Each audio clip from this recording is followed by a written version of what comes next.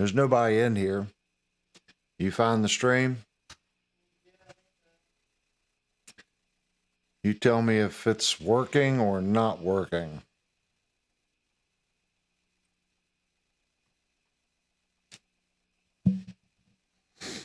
Testing 1, 2, 3, guys. Yeah, whatever you're saying, it's you did. Did you push the button and when you spoke? It says it's waiting for you. Oh. Okay. It's working. The stream. Okay, I think we've resolved the issue, guys. What I was saying in the last stream before we were so rudely interrupted, I bought some new cables, and guys, since I bought the wing rack, I have been progressively making changes. Okay. The first thing that I bought for the computer was a USB-C PCI AGP card that slid into my AGP, my graphics port. It's got extra ports. It's PCI with the extra. So it was supposed to be a high-speed 100 by 1000 basically Ethernet USB-C hub. So I ordered cables. On the back of my Yamaha, it's USB-C. So I figured, well, I'm ordering shielded cables. I'll remove the HOSA cable, which I thought was a good cable, and I'll use a USB-C to USB-C. I'm only using the USB-C PCI card that's in the computer for file transfers, like from Reaper and stuff. I had not tried to hook the Yamaha up to it yet. So, long story short, I ordered a bunch of cables. So I removed all the old cables and ran all new USB-C because it's 4-port. And then I had one USB, USB-A to USB-C. I had to go back to that on the Yamaha for some strange reason. It's not liking the USB-C to USB-C on the Yamaha AG08. That being said, now I'm kind of curious since I unhooked the wing. I had Wing Edit up and running, so I want to make sure that that is engaged. Yes, that is engaged through my Ethernet. So since you guys didn't hear a darn thing that I said earlier, basically, when I called Sweetwater about the Wing Edit not working the first time, everything that I do, I have to use the face panel of the wing. And it's a very small screen, and not all the buttons are on the screen. So you got to go through a menu and do things. Well, there's Wing Edit that allows you to have control of that via your monitor and your mouse. So I went Ethernet directly from the wing to the computer, and it would not see it. And when I called Sweetwater, they said, no, you have to have a hub because it wants to see a subnet mask and all this other stuff. So the computer has to go to the hub and then to the wing. And then, so I did get that up and going. And I want to show you guys what it actually looks like. So my control surface now on the computer looks like this. So this is my control service window for the stream. Now I know it looks complicated, but it actually isn't complicated. This is channel 1. This is my mic that I'm speaking to right now. And I'm trying to keep everything at unity. Unity means 0. I'm not adding or subtracting anything. Now, there are some, like this one over here, it's negative, 0.5. But if you look, I'm desperately trying to keep things at unity. Okay. Now, this mic right here is deliberately at negative 9.8. That is the SA-X1A that's in front of the cabinet. Okay. And I don't want that signal to be overpowering the two SM57s that are right here.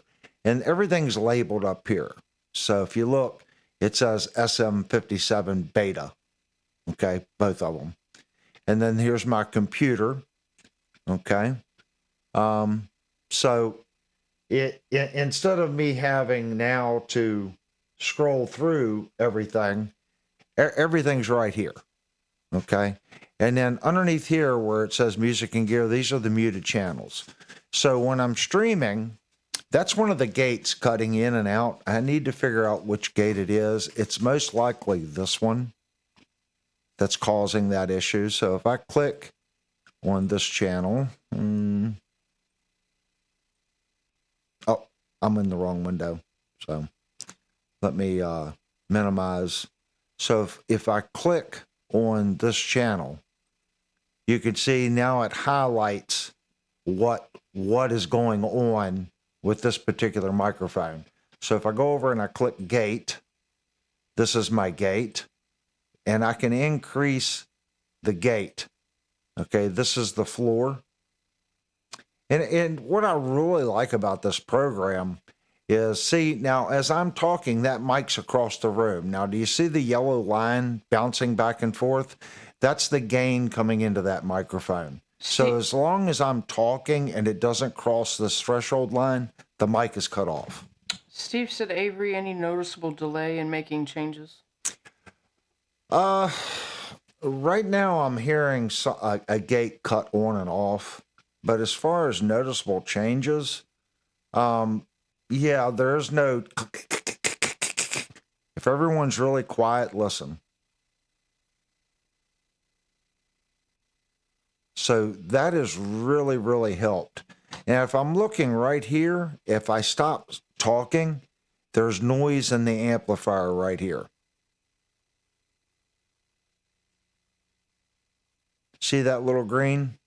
So if I click on this, now I'm at SM57 beta. This is the left channel. So if I click on the gate, this is our gate. And we're seeing that it's not causing a problem because this is the gain. If I talk really loud, see, it'll go up past this threshold point. This is where it has to go past this point to turn on the microphone. So even with me talking right here, it's really close. And then this is our architecture for the gate on how fast it turns on and off. And then it's release time. Okay. And then here it is biased, okay, to the left, which you can see it says left.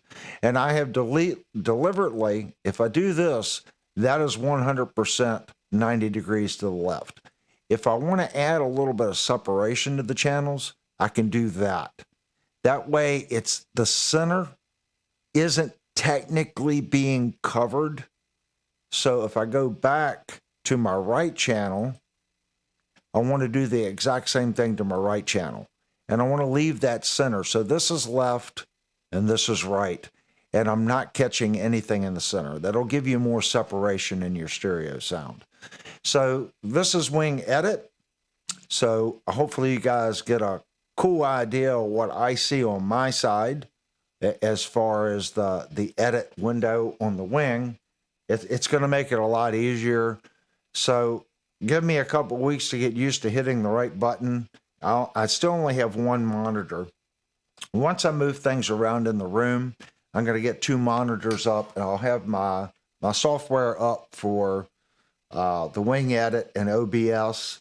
So I have OBS and just the chat on one and my other thing there. But I think there's a big noticeable difference as far as how quiet it is.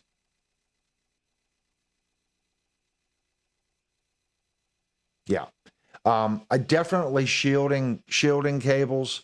And these are issues, guys, that I had no idea. The digital equipment is really, really sensitive to RF interference, where in the analog stuff, I never had this problem before. But the digital equipment, it doesn't like it. It doesn't like being near the computer. It doesn't like being next to the Wi-Fi hub, which is right there. Okay? In the manual, it says 15 to 20 foot minimum. Well, that's only about 10 foot. So I don't know what I'm going to do there, because technically this is the living room. I could move the hub into the bedroom, and I want to move all this stuff to that wall over there. So if I do that, I'll get it'll be about 25 foot away.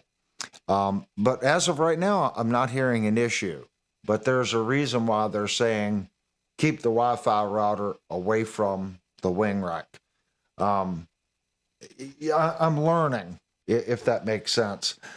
I think it's just a difference. You know, I started out 30 some years ago buying equipment, and the cables that I bought were good cables, you know, for what I was doing at the time.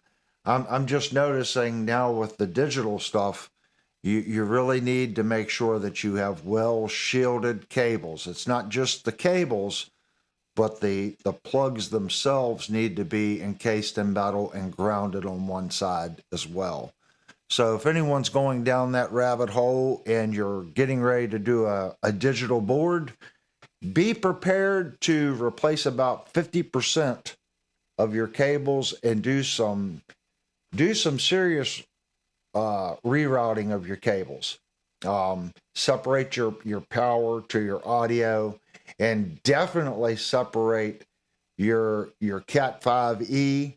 Now, that was something else I did to get Wing Edit to work. I had to add a hub.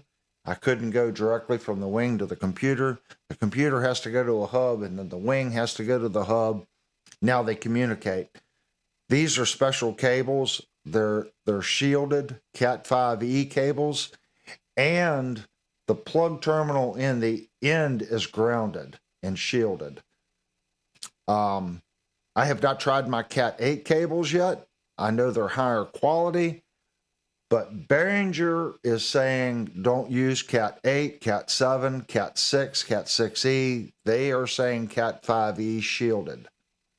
So I don't know enough about it so I'm just going by what Behringer says. These are Cat 5e shielded, and it allows Wing Edit now to work. Okay, guys, I don't know if this one's going to work. That is the tube amp. So I got a good camera on it, and we've also made some changes on the camera. We actually have 3 cameras tonight, but I have to do some tricky stuff to get the third camera to work. This is camera number 2.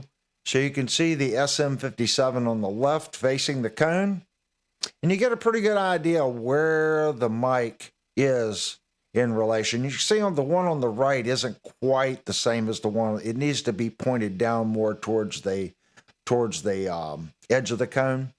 And then the X1A is about 12 inches from the face of the cabinet. So it's picking up both. I do lose stereo imaging with the one in the center because it's a mono mic. And yes, we still have that issue with it going gray with the cameras.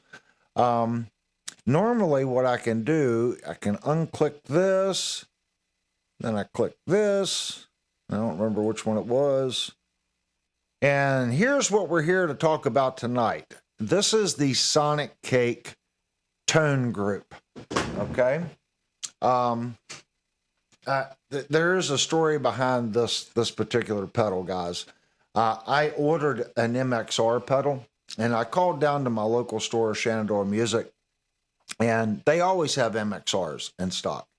So I called down, I'm like, you know, I really want to get a 10-band EQ, and they said, well, we just sold our last one, but we do have 2 of the 7-band ones in stock.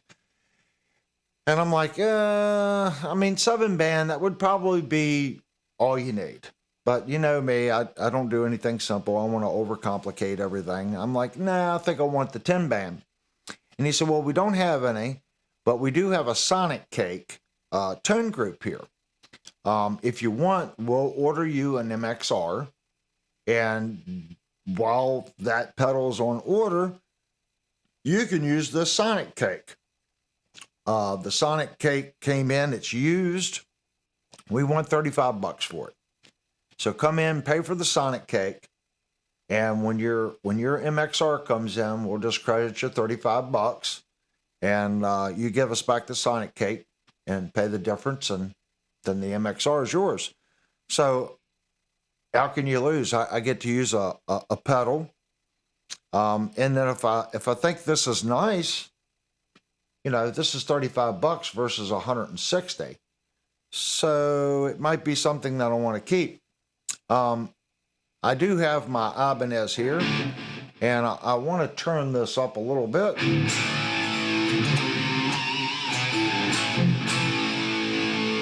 And I'm going to go over to the rack.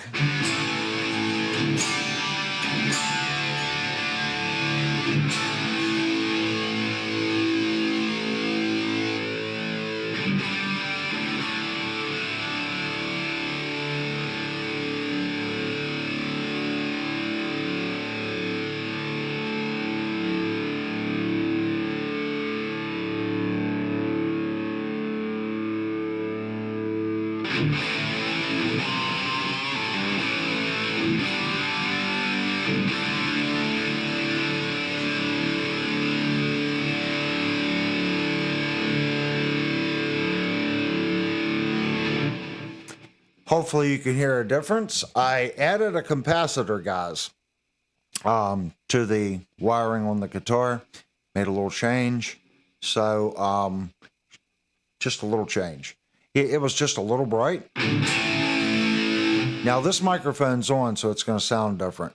But what you just heard, I'll turn it off again. I'll play a couple notes.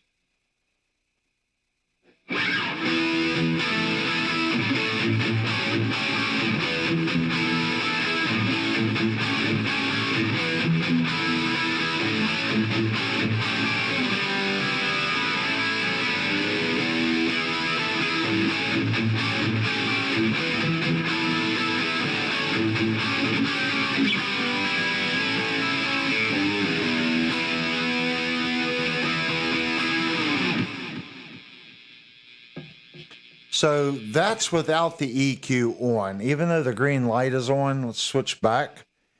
Now the green light's on, and I'm going to play it.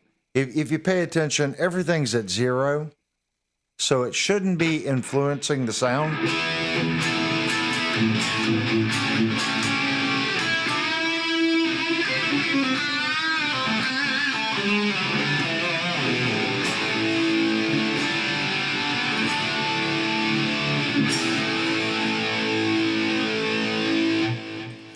So what I want to do, I'm going to move from the lowest setting on the EQ, and I want you guys to hear the difference. So we're going to raise it all the way up, and then we're going to bring that all the way down.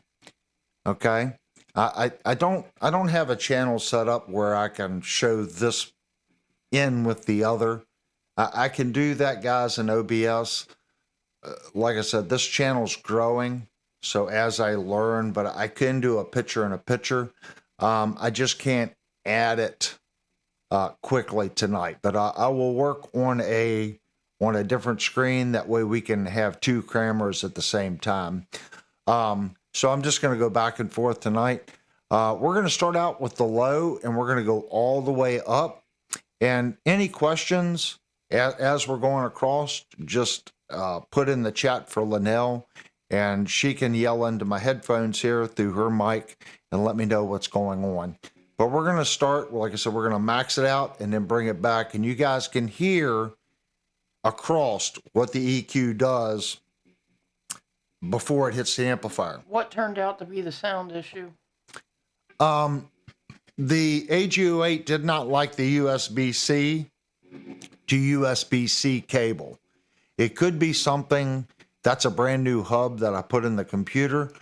And it could be something as simple as the software for the AG08,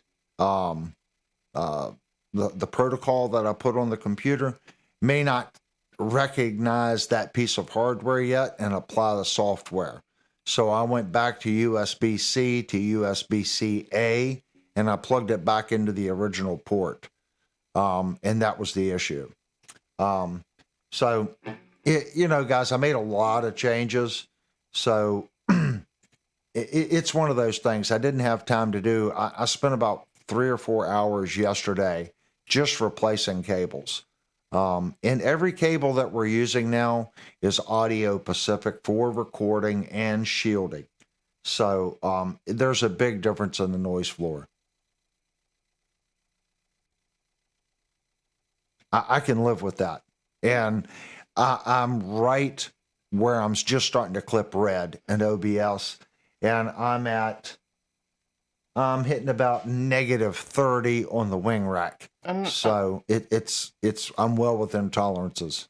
Annoying Critic says, could we start at 0 gain and slowly add it?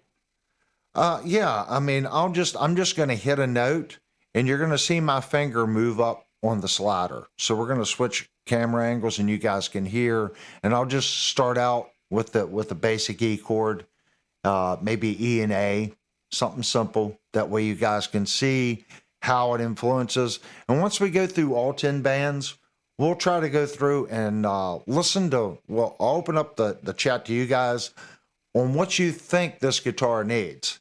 Do you want to add more low to it? Do you want to add some highs to it? Do you want to add some mids to it? And we'll just tinker with it until, we get a sound that you guys like, and I'll tell you whether or not I like it. Kurt said, not all USB-C cables are the same. You need data to data, USB-C to USB-C. Yeah, well, it's funny because everything else worked plugged into that hub. I mean, the wing rack thing worked. The Yamaha over here worked, which is now, I think, unplugged because I wanted to stream tonight. And I knew the access on that. Now, that's all data. All that stuff was working. As far as audio transfer, that's when I ran into a problem. I don't know. I think it's more of the whatever that patch was that I put in. So the AG08 would work with OBS. And now that I have this working, I can probably eliminate the AG08 and come right out of the wing directly to OBS. I didn't mess with that tonight. I'm probably going to work on that this weekend because now I have the Cat 5e hooked up. I should be able just to hook the USB B to C and use the wing rack's audio interface instead of the Yamaha's audio interface. It's little tiny baby steps. There was a lot of changes. Too many changes to do all at one time. So I got first the mics figured out on how to route things. Then it was a USB problem. So got that fixed. Now I need to see, okay, now that I have the USB cables and the Cat 5 right, can I eliminate the AG08? Because it is just there capturing the headphone out of the wing to go to OBS. And OBS sees the wing. It saw it tonight with the USB hooked up. I just didn't have time to test it, and I thought we were okay. All I did was change the cable on the AG08, come to find out. So hopefully next stream or the following stream, the AG08 will go bye-bye. The only issue I have with that, I'll lose this. And I do like those buttons. So what I might do is just, I got a Stream Deck and I have some buttons on the Stream Deck. I should be able to have the Stream Deck play audio signals. So I might be able to get my little clapping hands on the Stream Deck and just push the button on the Stream Deck. I'm sure I can. And then OBS will just see it as a media input. Okay, let's get to the 10-band EQ. So I'm going to switch camera angles. And this channel right here, this is our level. So this is just an overall level of these. Okay. So our first one is 31.25. So I'm just going to hit the low E.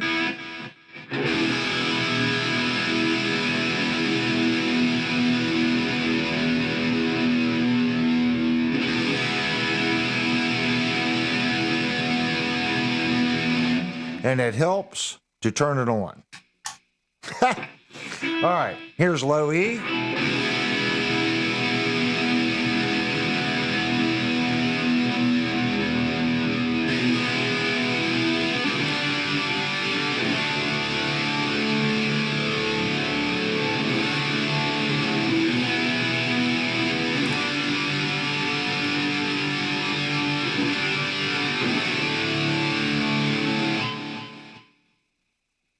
Let's go to the next one. This is 62.5.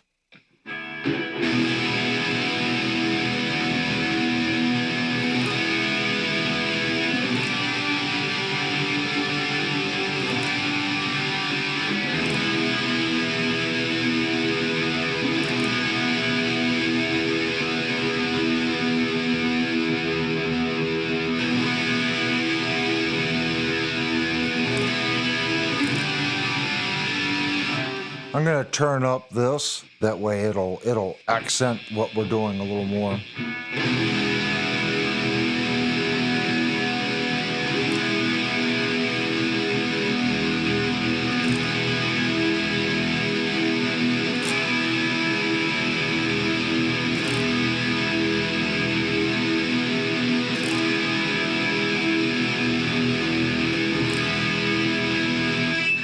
So you can start hearing more of a difference as we get across here. That's why I was saying 50 hertz, guys, that's about your cutoff on guitar. Okay? So listen to the difference when I go down to 31.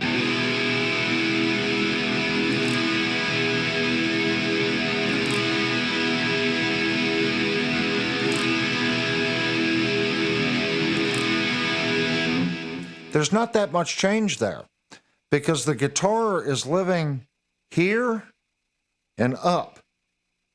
Okay? So technically you're right in here. I like that this is here. So they have thought ahead, and you can take this out just like that. You're not going to kill your signal path. It's almost like adding a low cutoff to your signal before the sound guy even gets to it. That's all the way down. And this is an E. Now all the way up.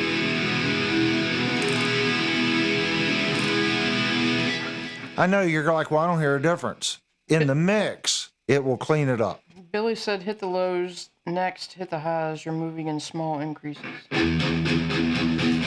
So now we're going to chug, and we're going to stay at 31.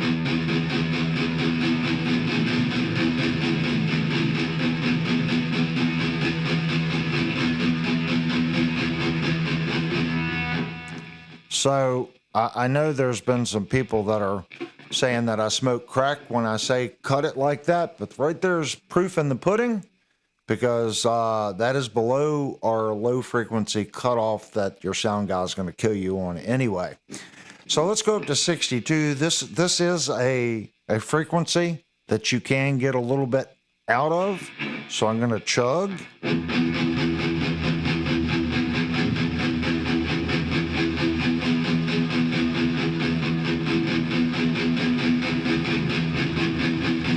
And you can just start hearing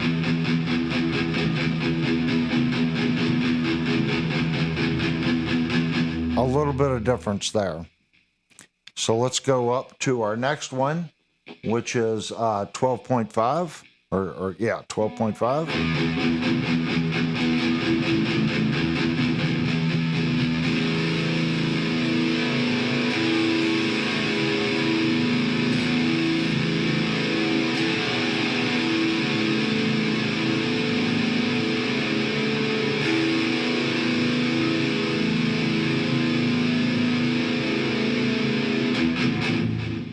And our next one is, what we got?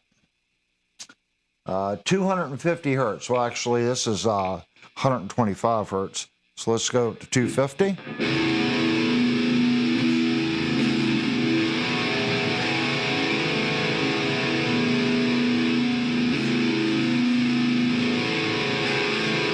Now you're getting into the frequencies where the guitar really is in there, and it's going to make big differences. This is 500 hertz.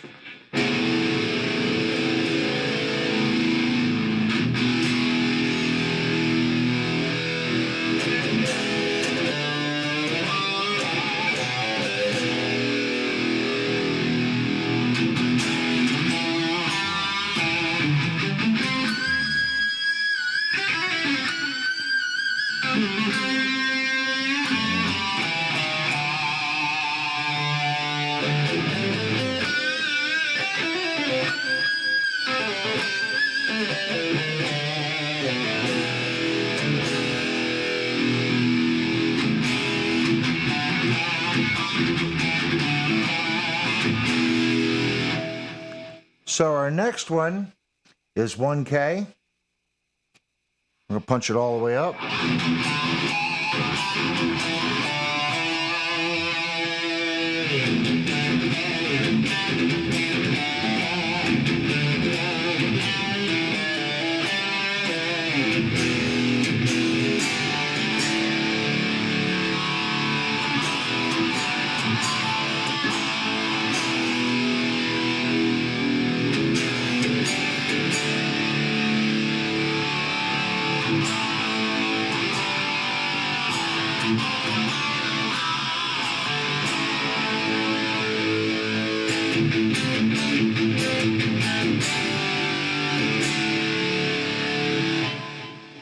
Up to 2K.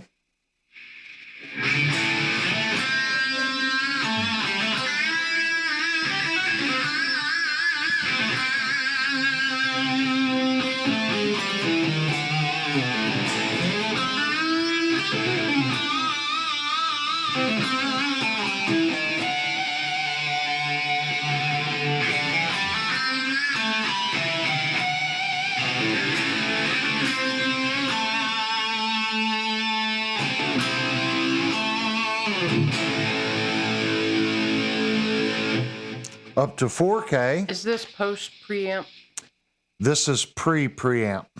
It's the guitar into my tuner, which is right there, then from the tuner to here into the amp. So the tuner's not adding anything. It's just so I can tune the guitar. So the guitar is plugged into the tuner, then the tuner is plugged into the pedal. Then this pedal is plugged right into the input of my Friedman. So here's 4K.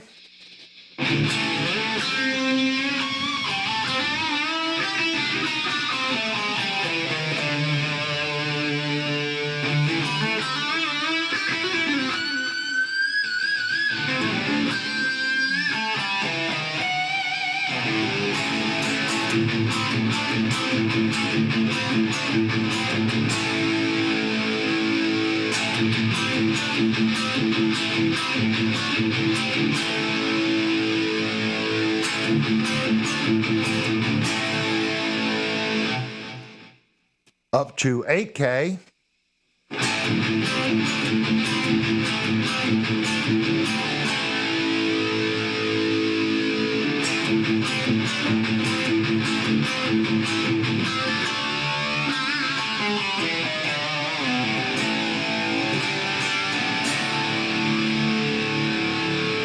And you can start hearing this slider did very little. Now you're getting into the point where I said, okay, guess what the sound guy's going to do? Low cut, high cut. He's gonna cut your signal. And everyone's like, oh, I don't want you cutting my signal. Well, that's what he's going to do. Annoying Critic said that that's the problem. It should be post. You need to change the EQ of the output of the distortion. I don't want to be post. The point in the exercise is to change the color of your pickups to the amplifier. That's the point. You have post, okay? You already have a post EQ. It's your equalizer on your amplifier, okay? So what we want to do here is we just want to shape the tone of the guitar. We're not trying to shape the tone of the amplifier. Okay, that's what your amp and all that type, whatever you have on your amp side. Okay, and there's a big difference between pre and post. We have a post EQ. Okay, our post EQ, this is our sound.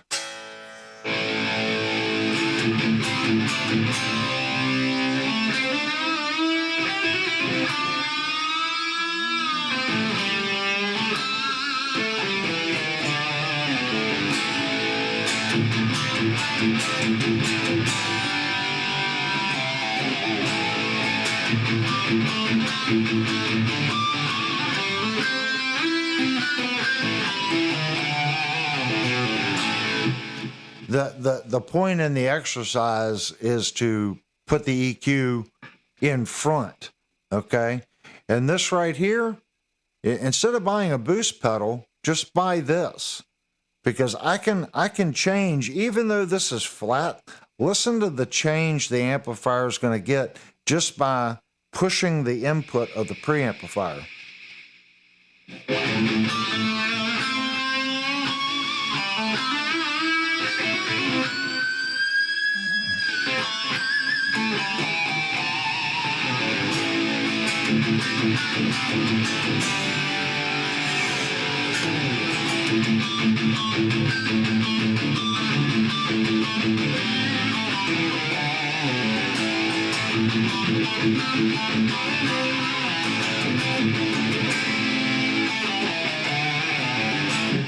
It's a lot more harmonic because I'm pushing the amplifier more, okay?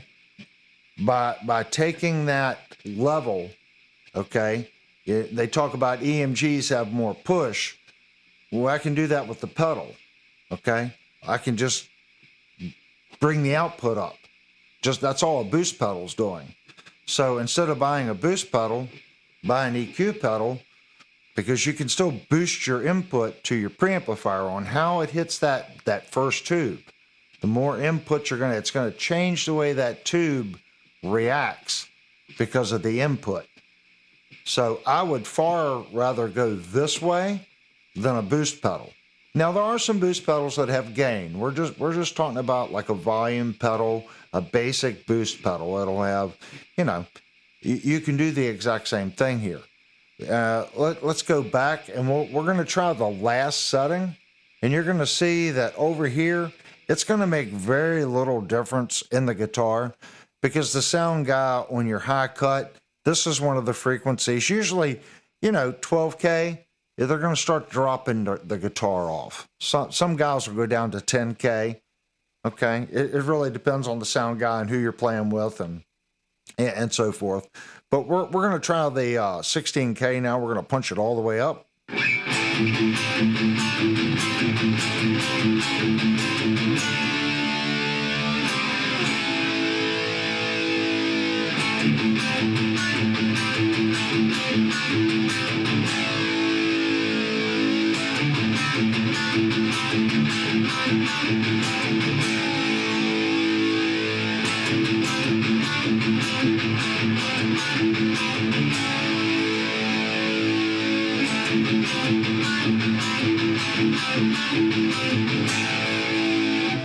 And that's about as blatant obvious as you can be.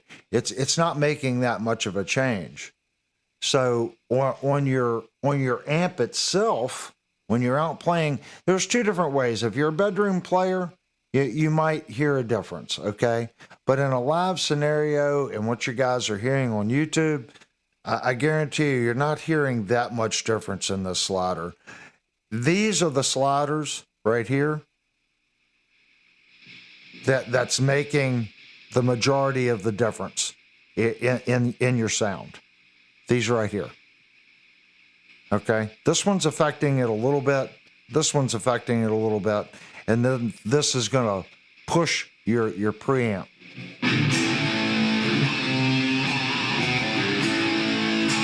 So if I was looking at this, let's bring it all back down to unity. And another thing you want to look at, this is where you want to increase. So if I cut, let's say I cut 1 decibel off here, I need to add a decibel somewhere. Okay, just for everything you subtract, you should add a little bit. So let's just pretend I'm just gonna do a slight center curve, and I'm gonna punch up the 500, even though it gets a little raspy sounding.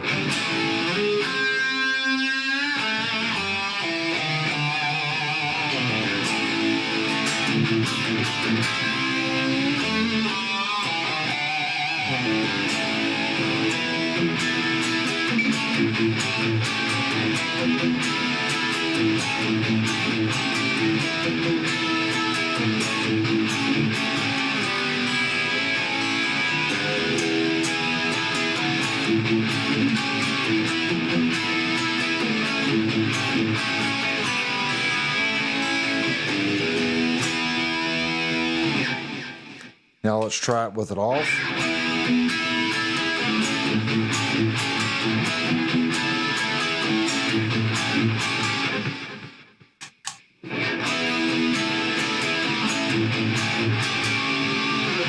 And you can hear a little bit of the highs are being cut out because you're pushing here. We can push up just a little bit here. If we want a little bit more low, we could change that point.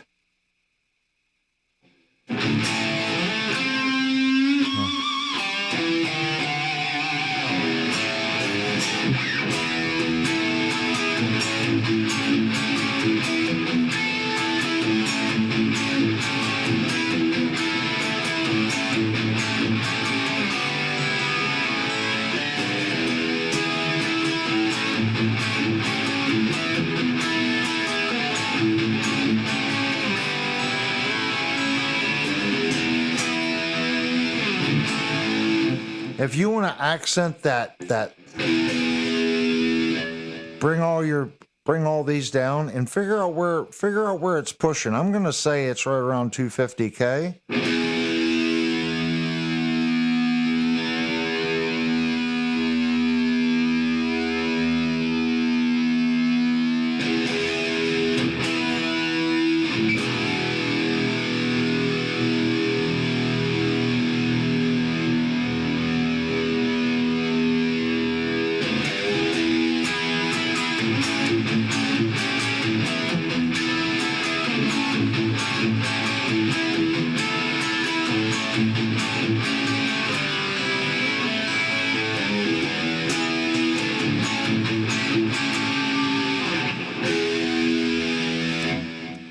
So for me, that's a little low. We're going to kind of bring this one up and kind of split the difference.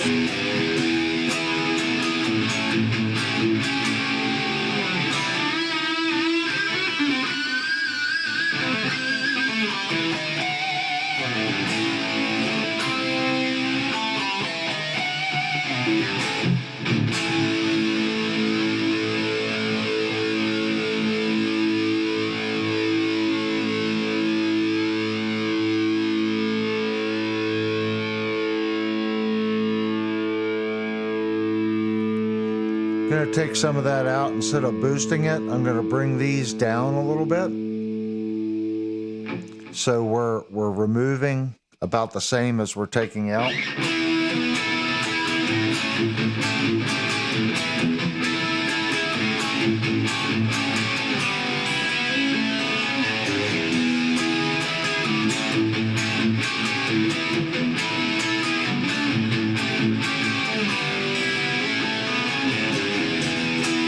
You can hear they got cleaner.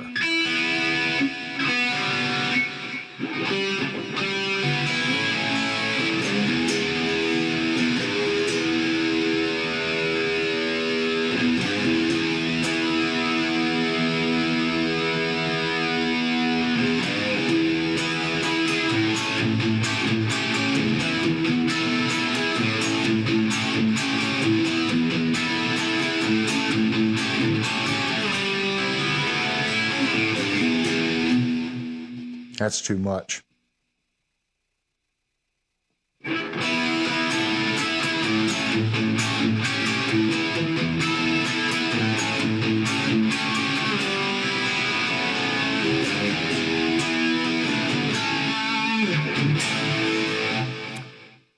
So that's how I would use it.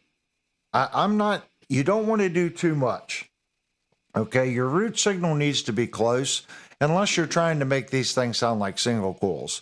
And we'll do another stream on that, and I can show you how to thin these things down. But you want to try to get your root signal as close as you can, okay, unless you're trying to make your guitar sound completely different. And notice I'm trying to keep my unity across the board, and I'm trying to cut and increase as I go across.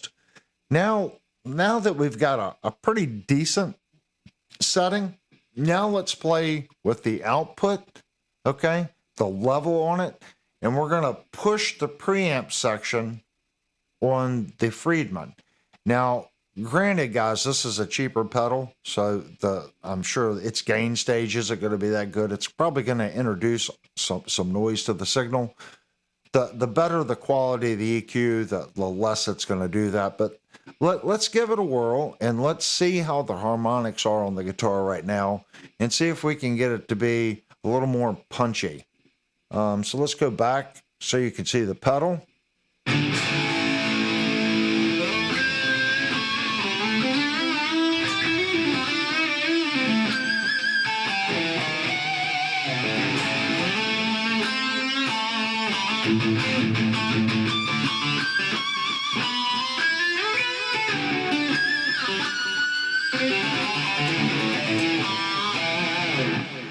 All right, let's push it up a little bit.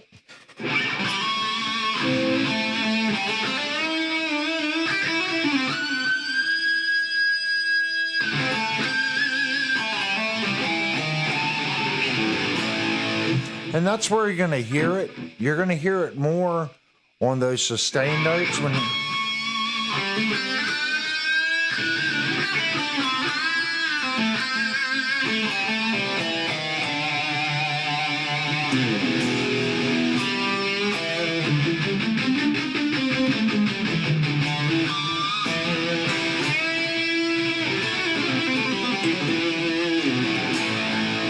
the more you push that first section, the more sustain, and it's just going to make the guitar more lively, but you're going to introduce a lot of noise.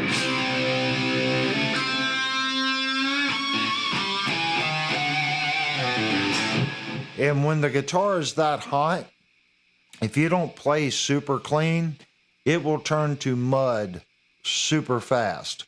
So keep that in mind too. If you don't mute the strings, and you can hear it in my playing where I'm misfretting, it will accent, okay, all your mistakes far more.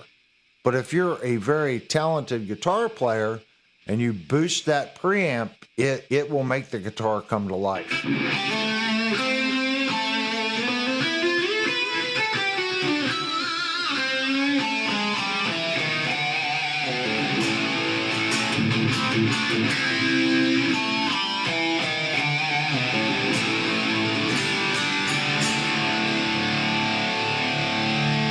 Now let's hear it with it off.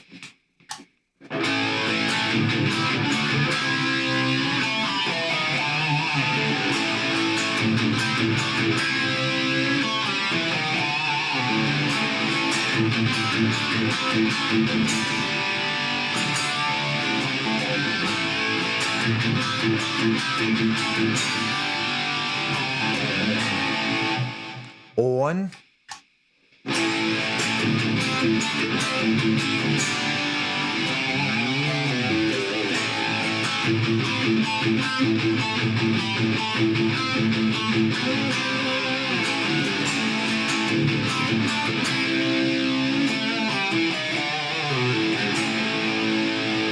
Off.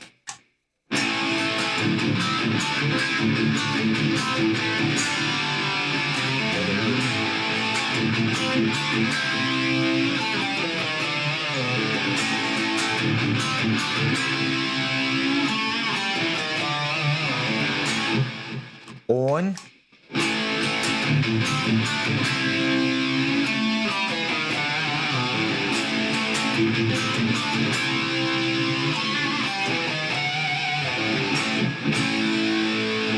I'm going to take the so you guys see what I just did there. Kurt said EQ off sounds better over YouTube. Yep. I'm going to take a little bit of the high out right there. Okay. And we're going to take a little bit of that flub that I'm getting in the low because I'm over boosting it. Steve said the Wing has a real-time spectrum analyzer that can be assigned per channel. You can use this to help visualize and shape the EQ. I can, okay, but if I do that, people will say I'm cheating. You can't, yeah, it's far easier on the Wing, on the post processing. So this is that EQ in there, I guess technically would be still it's post preamp, and then the Wing spectrum analyzer would be post power amp and speakers through the microphones. So yeah, that's where you're going to get a lot of it. This is more for going out and playing live. So where I would set the pedal is about right here. I would add a little bit of boost to it. Let me dial in a sound here, guys.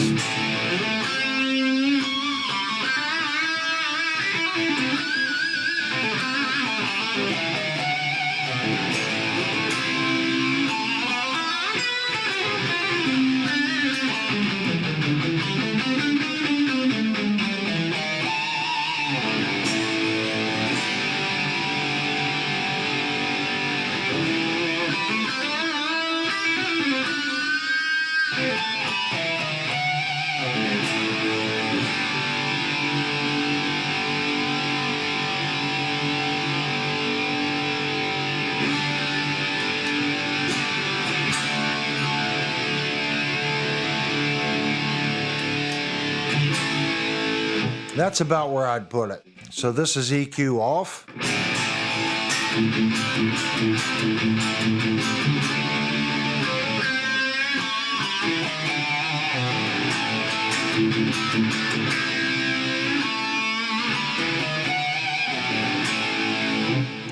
EQ on.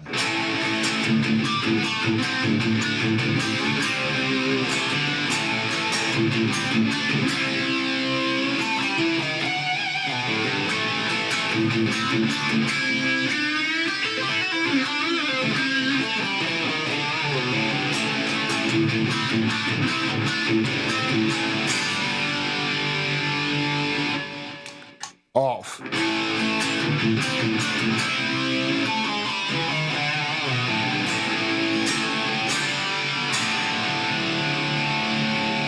Now I can take the level down. Some of what you're hearing is it's acting as a boost. Kurt said, after the demo, can you please do a fit and finish of the pedal? How's the build quality, etc.? Yeah. So I just turned the level down on the pedal. So it's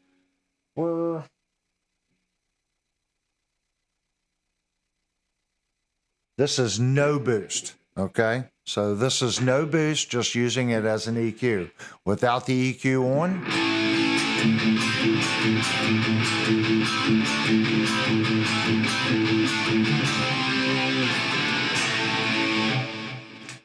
EQ on.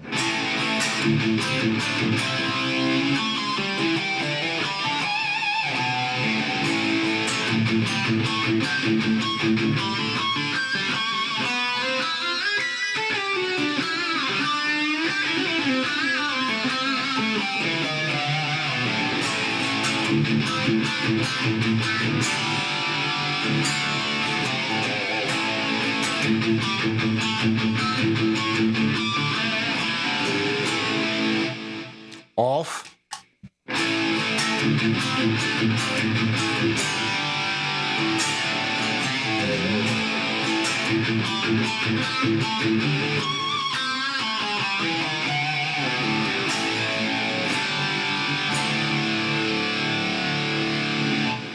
I'm going to put a little bit of 1K in it, guys.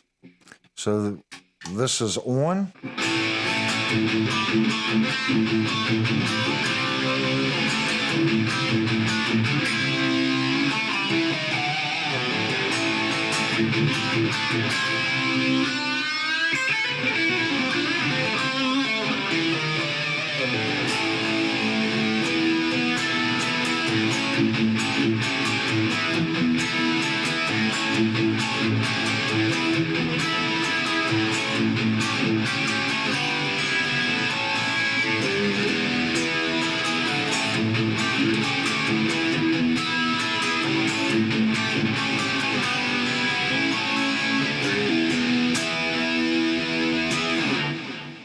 Off.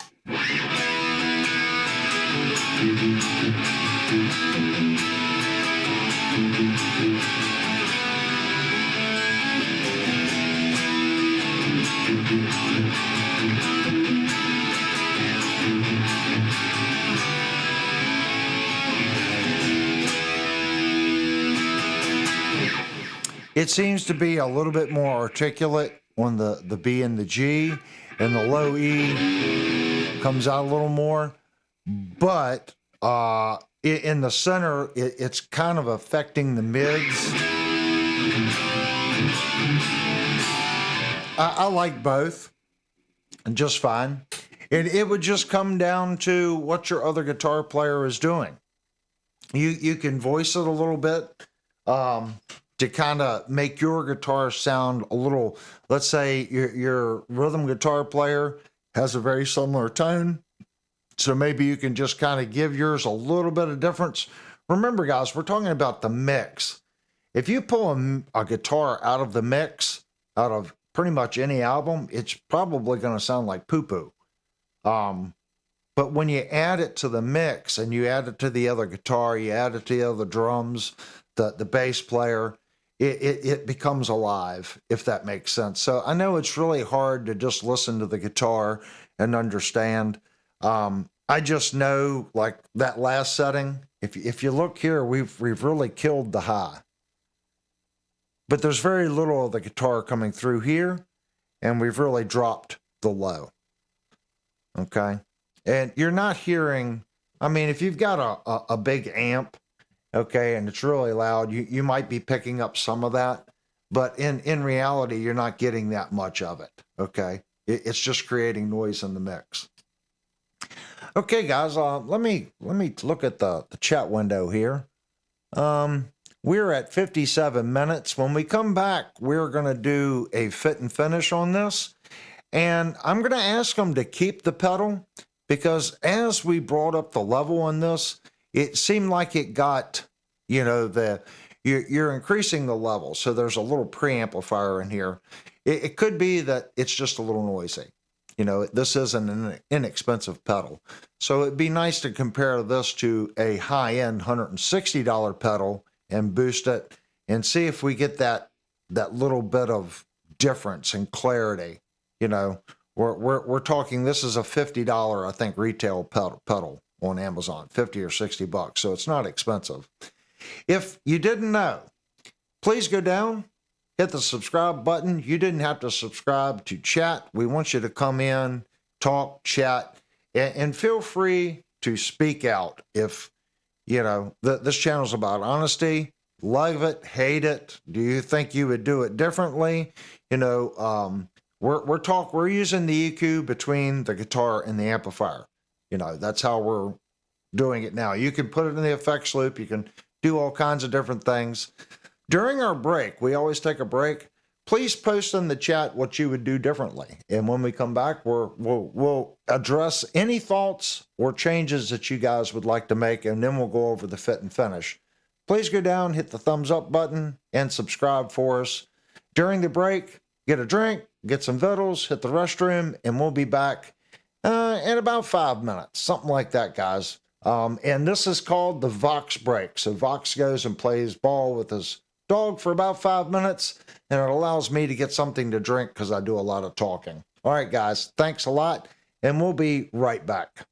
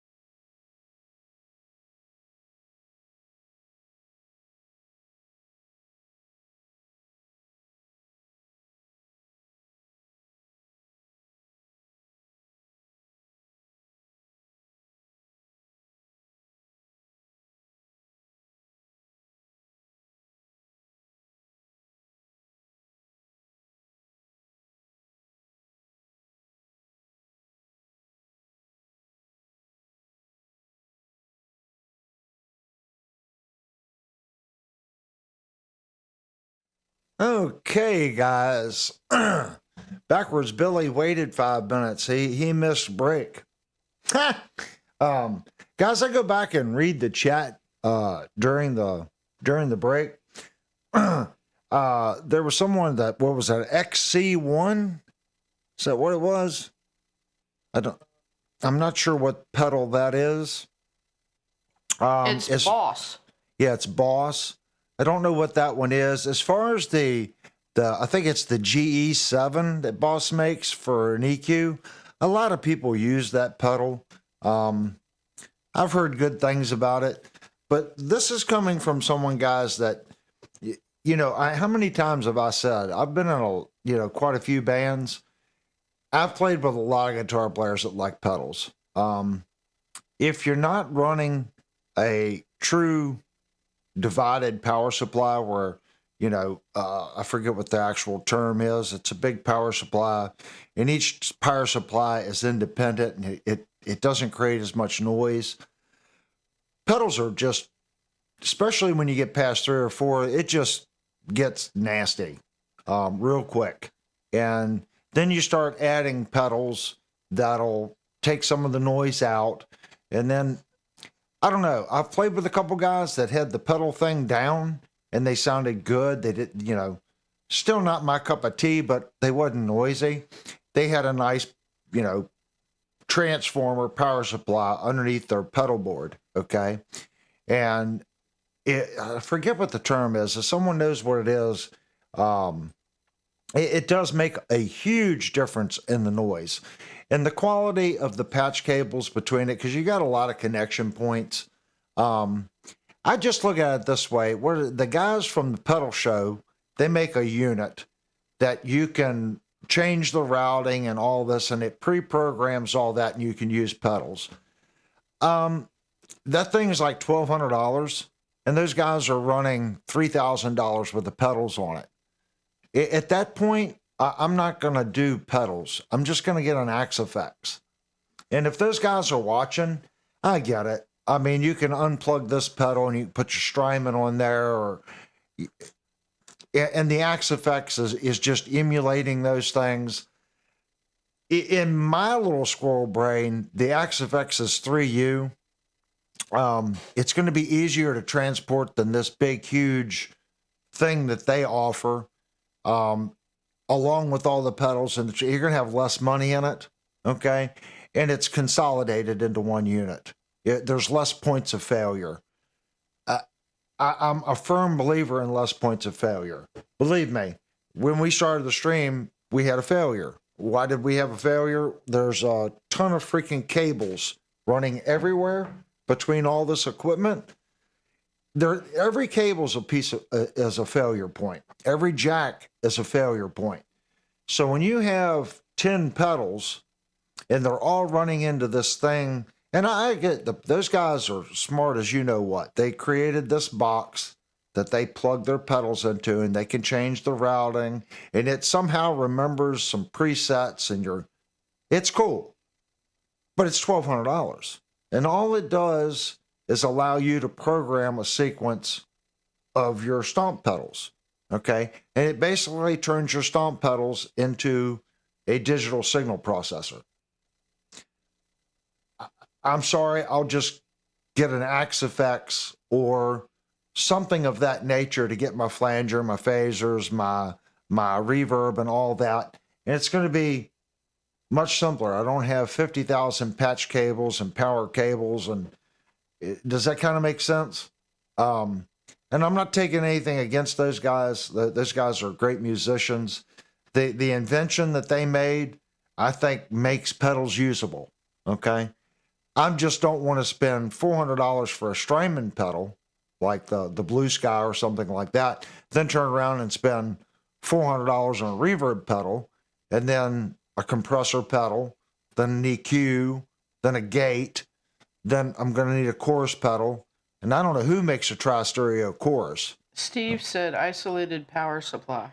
Isolated power supply. Yeah, if you're not running an isolated power supply and you get more than 4 pedals, you're going to hear it in your amplifier, especially if you're running a tube amp, and especially if you're playing a bar with fluorescent lights.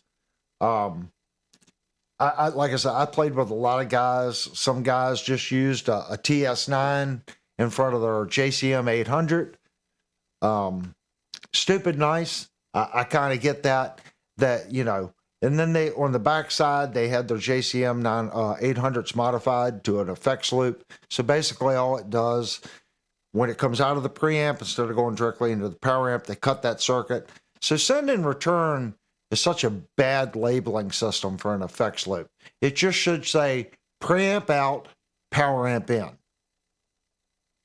Fender had it right years ago, but it didn't stick around.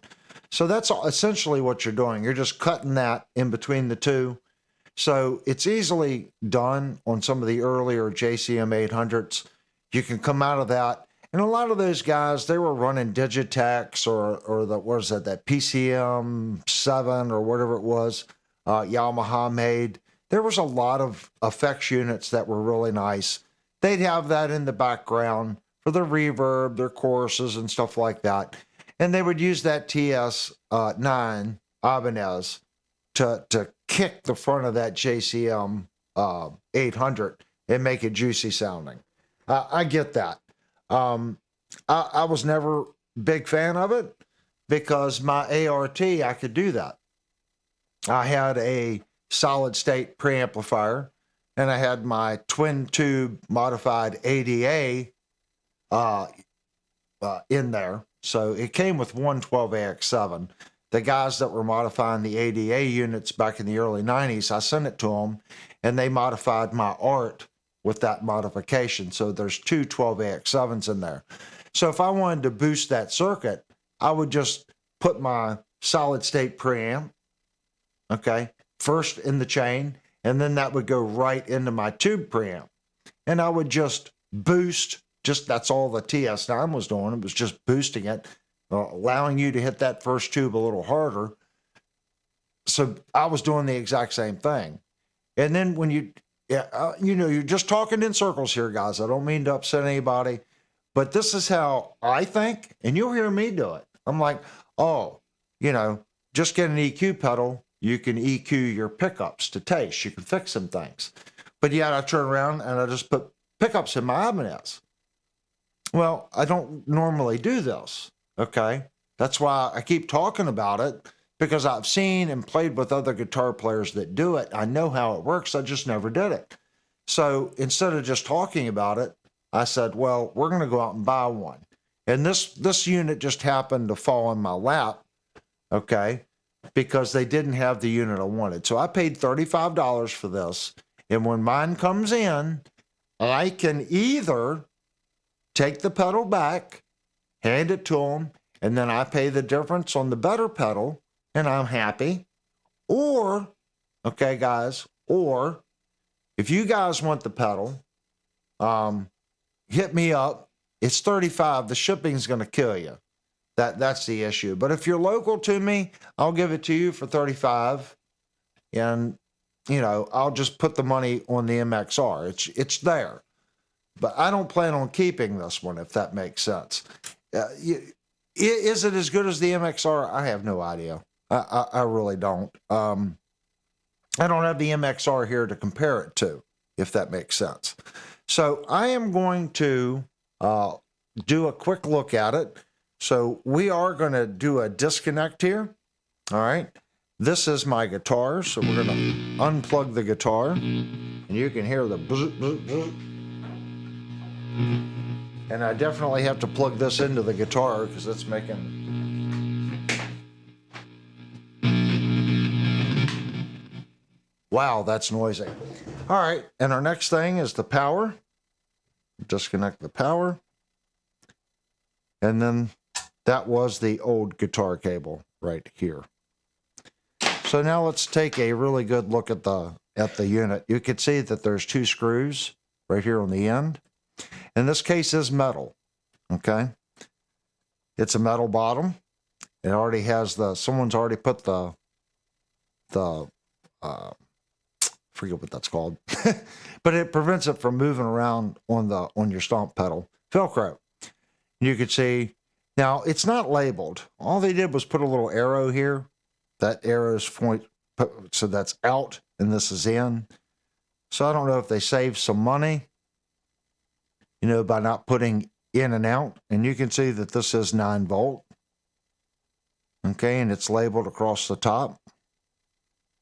But as far as the chassis, there's no deflection. It's quite solid.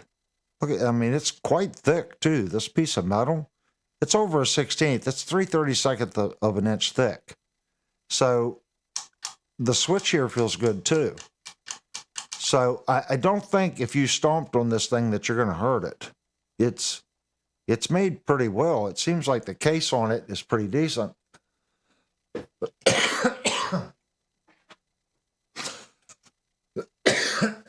As far as the jack feel, the input jacks have a nice solid, you can hear it. Steve said open it. He's curious if it's SMD components on the board. Open it. Okay. Let me see where my screwdriver is. Most of my tools are downstairs, guys. I don't know if I have a Phillips screwdriver up here.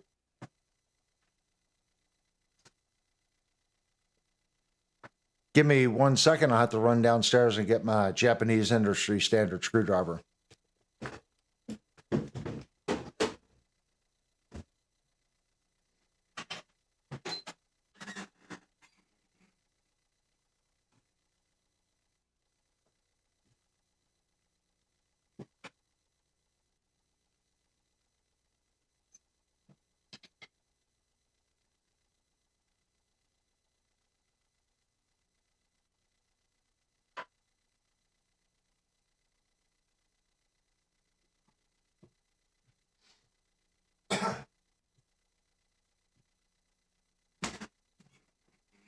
Okay, 2 different screwdrivers. This is our typical Craftsman screwdriver. This is American Phillips. And here's my Japanese industry standard screwdriver. So let's open this thing up and see what's inside.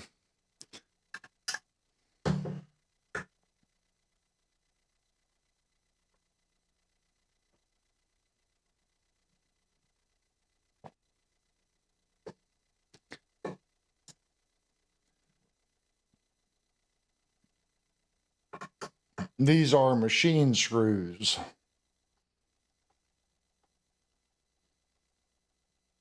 I just voided my warranty.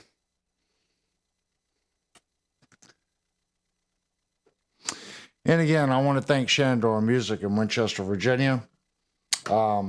Great store.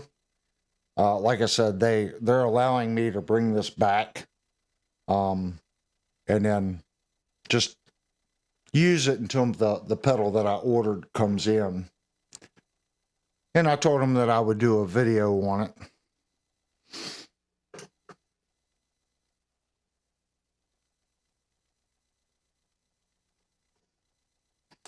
So if you came here and you just thought you were going to get a demo, again, this channel is very different compared to most.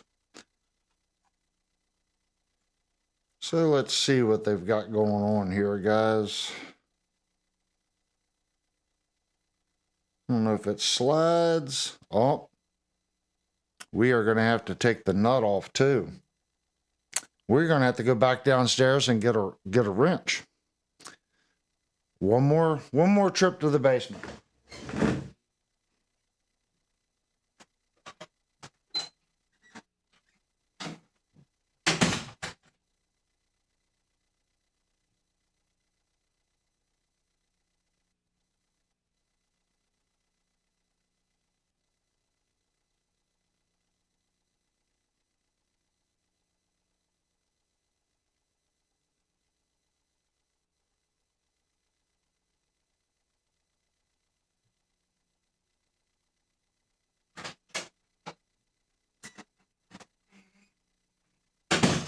I just grabbed this. Hopefully this will take it off. And it did. I didn't want to bring the whole socket set up here. So let's see what makes this thing tick.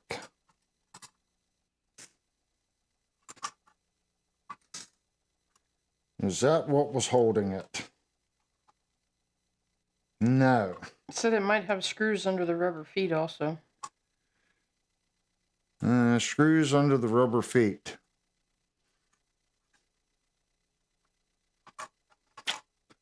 If it does,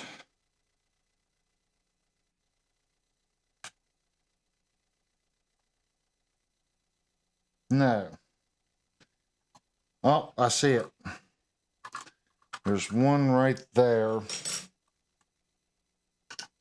So there's probably one under the Velcro.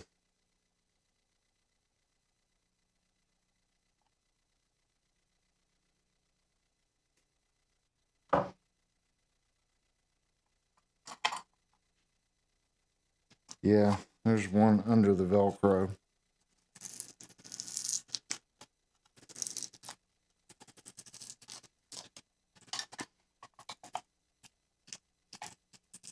Yeah.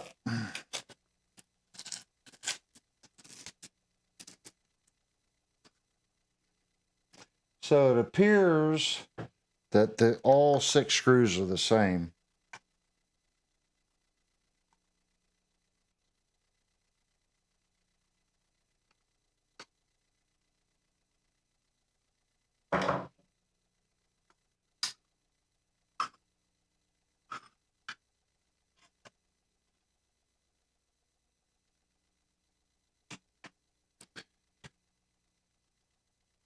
So I don't know if you guys can see that. Let me turn on the other camera and we can get some close-up views of it. Try to so you guys can see down in it.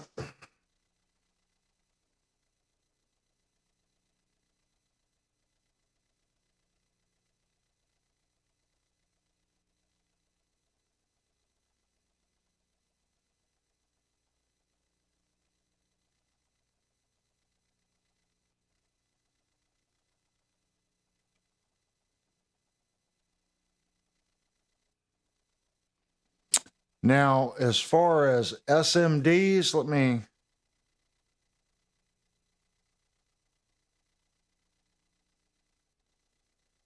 yes, it does have a couple SMDs right there. So let me switch camera. So right there, there's a couple SMDs.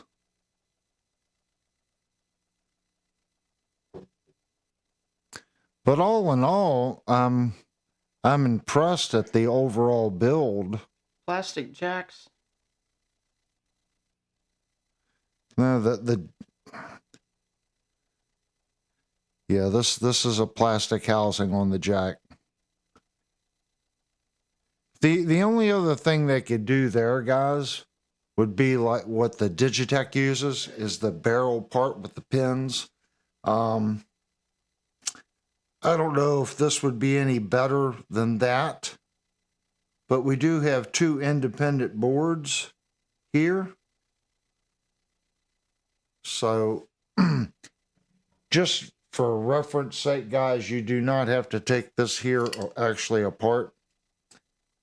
I didn't know that. So let's put this back together.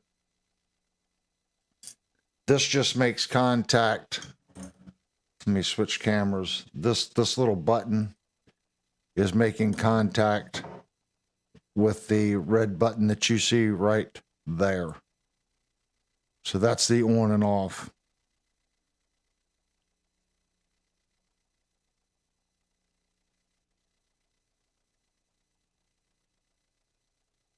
All in all, I don't think it's that bad.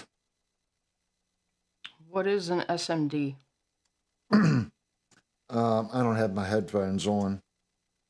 Hold on. I know you said something. Let me get this screwed back on. Put my headphones back on. This channel is trying to be different, guys. We don't want to be like every other YouTube channel. there's enough YouTube channels that just plug things in and tell you to go out and buy it. You're not going to see an affiliate link either. If you do see one, then that's self-generated by YouTube. So this is the Sonicake Tone Group 10-band EQ. But it's pretty heavy duty. If you look here, that's pretty nice. It's solid metal there. It's pretty decent. I mean, it's quite heavy duty. The thing of it is in here. If we take a look, let's look at this real close. If you look right here, this is a rubber gasket. Okay. So they're trying to separate it so trash doesn't get down in there, but there's only so much you can do. But the solder joints and stuff, they look nice. Everything looks nice. I'm not seeing big globs of solder. The only thing I will say, sometimes they'll take a little hot glue and they'll hot glue this JST connector so it doesn't rattle free. But it shouldn't. There's a clip there that you have to disengage to unplug it. But on high-end equipment that gets transferred around a lot, they'll put a dab of hot glue right there. It's like a white silicone glue. And that prevents that plug from coming undone unless you want it to come undone. That's really the only thing I'm not seeing.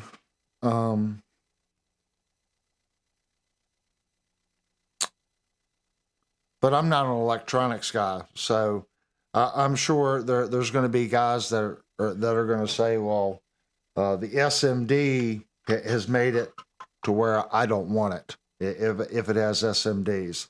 I don't think that you could find anything nowadays in a subcompact form like this that wouldn't have SMDs on it nowadays. That's just how the industry is going. It's like tube amps now. When you open them up, they're all using printed circuit boards,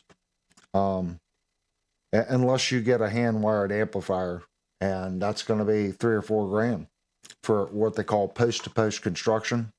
It's going to be expensive. If you go out and you buy a Bassman Fender for $2,200, it's going to be a printed circuit board. And your tube sockets are going to be soldered right to that printed circuit board, which I don't necessarily think it's bad. I just wish manufacturers would put posts on the board and then put the socket on the metal part of the chassis. Okay. And they could use ribbon cables or some kind of JST connector or, something that's rated for that voltage in between, or just wire it from the pin sockets of the plug to the printed circuit board. I'm not a big fan of when they solder the socket right to the printed circuit board. It gets hot right there. So I'm not a big fan of that. And if you open up an older amplifier that's been used a lot, usually the tubes hang down and the printed circuit's up, heat rises. So it just literally cooks the board. And that's something they could easily fix just by relocating the sockets onto a metal part of the chassis and wiring from the socket to the printed circuit board. They don't do that. And it just comes down to cost. They have to keep the cost down to make money. And remember, guys, when you guys go to the store, if Fender isn't making that $2,200, okay, the store is making 33%, okay, and depending on where you're located, if you're in the UK or somewhere else, there was a distributor. So Fender sold it to the distributor. Okay, the distributor wants to make a little bit of money, and then the distributor sells it to the music store.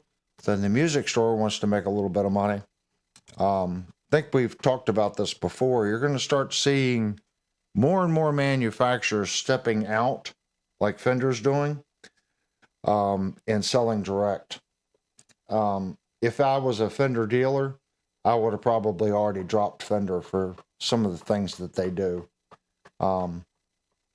It's really hard to sell a product if the product you're trying to sell, if that company is undercutting you left and right online,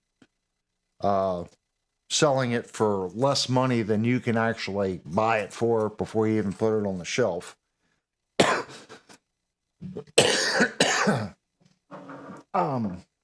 That's hard to compete with, but that's the world that we live in now. All in all, I'd say the construction on this thing is pretty solid. Everything seems to be well made. I don't think that you would have any issues with this little guy. The slider they feel smooth. And then when you move it dead center, there's an indentation. So you know you're at unity. So right there is dead center. Now on the level, yep, there is a unity on the level as well. They feel nice. All of them feel nice. They don't drag. They're nice and smooth. I think this pedal is $55 on Amazon. So you guys heard it. I think it works good. As far as noise, it seemed to do good up, like we did a lot at 0 unity. When I pushed it up, it says plus 15 dB. It was noisy when I pushed it up there. It seemed to be okay up to about 7, adding 7 dB. This is an inexpensive pedal, so the preamp in this that's boosting your signal is only going to be so good. I think as long as you keep it at unity, I think it would be pretty transparent. At the beginning, if you're just coming in, we did turn it on and off with the settings all at 0, and it sounded quite transparent. A lot of equipment will alter your signal and change the way something sounds, even though you're not doing anything. This seemed quite transparent, and we were plugged into my tube amp, so it's pretty finicky, and we would have heard the difference. I'm sure it does a little bit, but it's nothing that I picked up on. So I would say it's quite transparent. And for $55, I don't think anybody makes a 10-band EQ at that price point that it's a metal case. So I'm going to say that this thing's okay. If you're going to use it as a boost pedal, try to keep it under 7 dB of boost, and start sculpting your sound. You can do, a couple of people said you could get something like this, and you could add it into your effects loop, and you could use it inside your amp instead of using your low, mid, and high. Get a little bit more shaping, like where your low and the mid would be right here and here. You've got 2 bands in there that you can kind of move around. With this, along with the low, mid, and high on your amp, you could definitely get in there and sculpt and get what you need. I'll know more once I get the MXR. I'm going to ask them and see if we can keep the pedal, and we can do a side-by-side. See, I'm more curious to see about the level, okay, on the MXR pedal at $160. How much quieter is it going to be? This pedal was quite quiet at unity, and it was quite quiet up to about 7 dB. Past 7, that's when it started I started hearing the noise. You can go back and you'll hear me as I'm sliding it back and forth. As far as the sliders, maxing out the sliders, I didn't hear anything, okay, as far as noise when we increased the slider or decreased the slider. So that part seemed like it worked pretty well. For what I paid for it, $35. How can you go wrong? Would I go out and play with this thing? I didn't get any bad feelings from it. Like I said, it wasn't introducing any noise, so I wouldn't hesitate putting this on my pedal board. The MXR has a gain and volume, right? I just know it's a better pedal. I don't know that much about it, but when I wanted to do a pedal, MXR was just a company that's been making pedals for a long time. You know, it's a good quality pedal. I'm sure, yes, for those brand snob people, yeah, you're paying a little bit more because it's MXR, but MXR makes good stuff, you know. I don't mind paying a little extra as long as it is good stuff. We're gonna get it, and I'll be honest with you. At 35, well, this is 50, basically $55. The MXR is 160. If I don't see where the MXR is, you know, doing something that this one's not doing, maybe there's more separation between the bands. Okay. That's where I'm going to think where it's going to lie, is how accurate, when I push this up, how much bleed over is there between the other two frequencies. I think that's where the MXR is going to shine. This one, I'm sure there's bleed over. Okay. It's an inexpensive circuit. But I think it worked fine.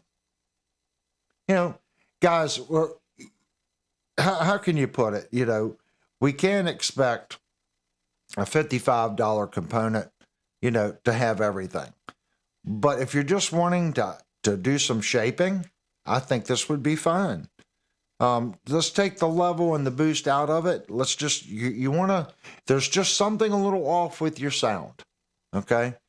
You can definitely boost this thing 7 dB on any of these bands, and it's not going to affect the noise ratio. It was fine. You know, when you spend more, of course, it gets more narrow and it's less bleed between the frequencies. That's the big thing. But I'd say this is a winner. Now, if you bought one of these little guys, if you know the channel, I need you to post down below. Did you buy one and you had it for a couple months and it broke? Leave a comment. This video is going to be here for people in the future thinking about purchasing this product. So I need people that's purchased it to please post below. Did you buy it and you've beat the tar out of it and never had an issue? Or did you buy it and you found yours was noisy and your particular amp setup? You know, we want to hear from other people. I think for what I paid for it, I don't see how you could really beat it, to be honest with you. It does what an EQ does. And I don't mind it one little bit.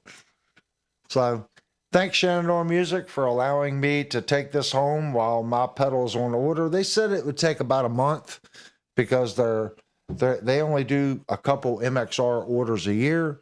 So I don't know when they're going to put the order in, but they told me mine would be there in about 4 weeks. So I'll have 4 weeks to tinker with it. And my first drink of hot cocoa. All right, guys. I'm going to open up the chat. Did we miss anything, honey? No.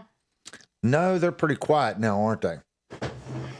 So, last stream, everyone was saying the Ibanez was a little bright.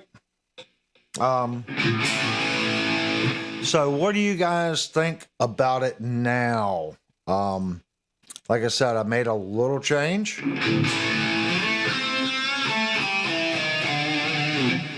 All right, I am going to turn off my microphone here.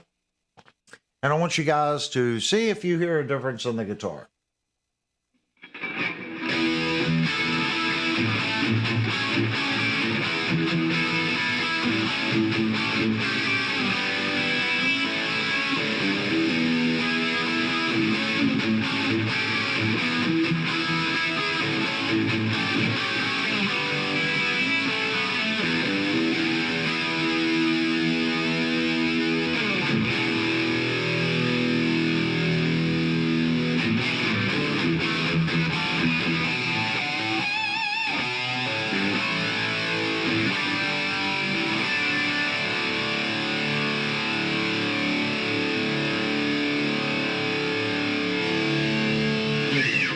So what do you guys think? Does it sound better now that we did a little change in the cap? We're going to do a little tune change.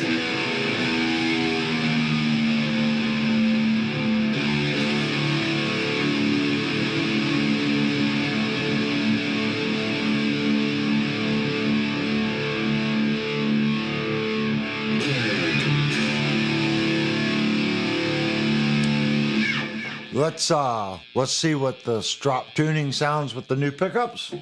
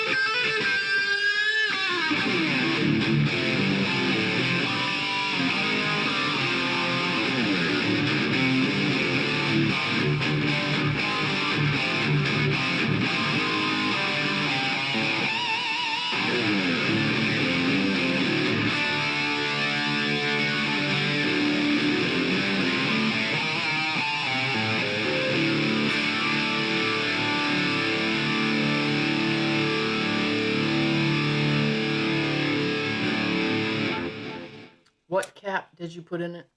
This is a .017, and it's not in the location that you're thinking.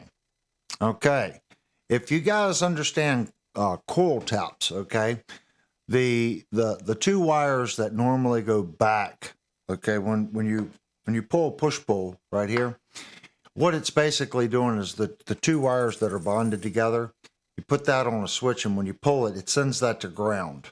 Okay. Now, here's the funny part.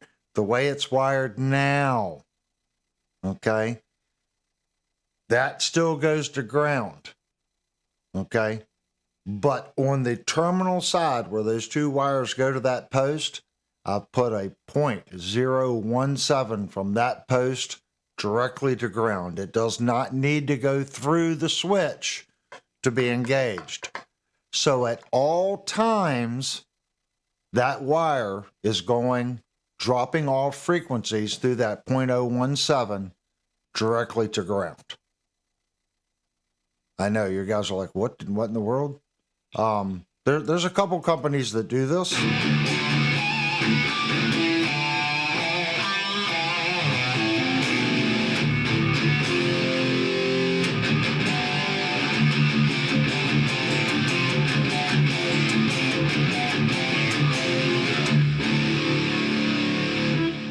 So I'm still using the .047, okay, on the tone pot. That did not change. So we just added a capacitor on the pin side of the push-pull over to ground. So when I pull this, that capacitor is taken out of the equation because it's always going to go to the path of least resistance. There's resistance on the capacitor. So instead of that going through the capacitor, it's just going to bridge through the push-pull switch, then to ground. But when I push it in, I've terminated that connection to ground. So now the only connection to ground is through that capacitor, that cap, if that makes sense. If you guys have ever done that, you can post, you can experiment. It doesn't take much, you know. That's what I chose to use, and it seems to do okay. I'm liking it, so I don't think I'm going to mess with it that much more. It's good enough. Lost it again. I don't know what you guys are talking about. All right, we're gonna do some goofing off. Let you listen to this thing.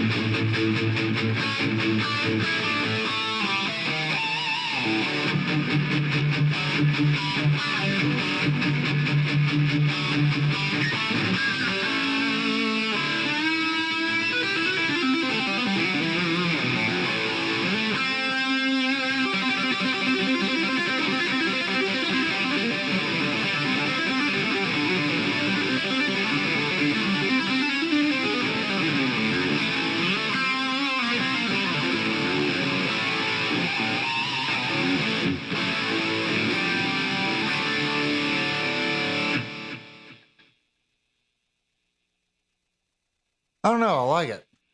I might go down a little bit more. Might go down a little bit more. I might, yeah, it was a point 0.017. And of course, there's 10% drift on those. So, it could vary. I didn't actually test it, but that's what it says it was, 0.017. I like it. It's, you're not hearing what goes to it. It's just bleeding off some frequencies is essentially what it's doing. So I think it's taking a little bit of that edge that we, if you go back and listen to the other stream, it had a little bit of a rasp to the high end. It doesn't seem to have that scratchy rasp now, especially if I do a lot of pinch harmonics.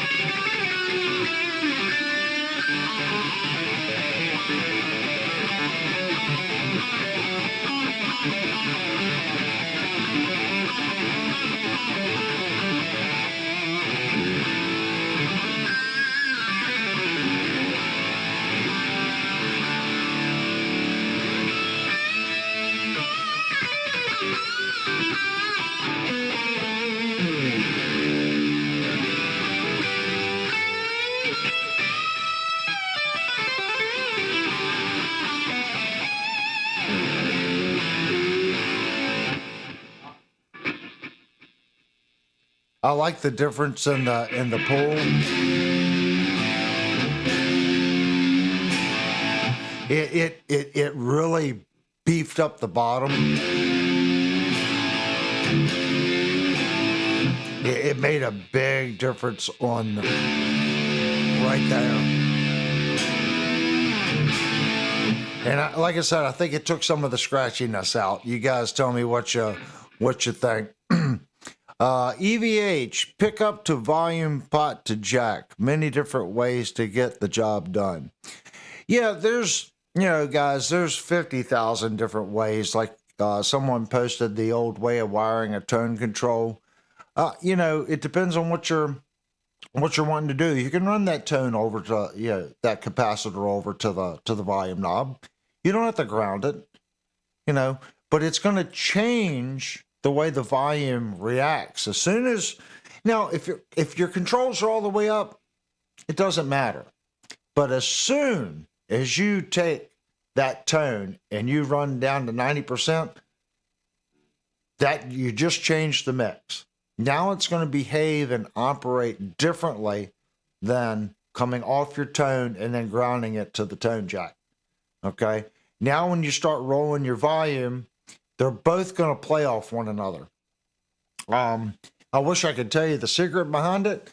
If one has at a higher spot in the pot, does that push it more to the other jack? Like, let's say if your volume's at 60 and your tone's at 90, does that mean it's pushing the signal more to the volume and then to ground? I don't know. I just know that as you turn each knob, it'll affect how the other knob responds as far as volume and tone. So your volume knob will start to act as a tone knob in some cases. Some people like it. I plan on wiring my Nashville Strat that way. It's more traditional and it has a certain sound. I don't think I would wire a guitar like this for playing hair music. I don't think I would do that type wiring for this. But in this case, doing the way I did this one, I like it.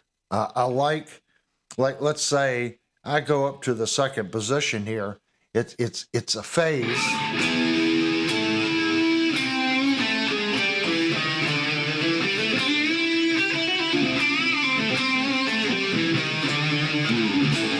You can hear it got a little quacky.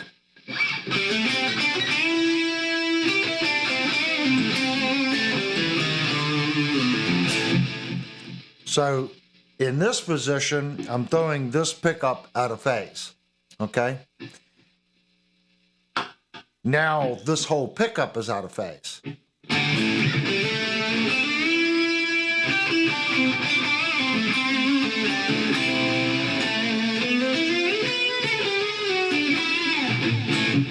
I mean, I don't really do phase that much, but I figured why not? I already had the push pulls in, and I had a 5-way selector switch that would allow me to do some phase switching.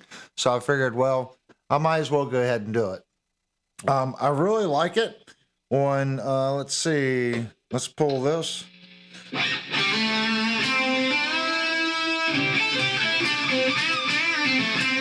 This is the single coil on the neck position.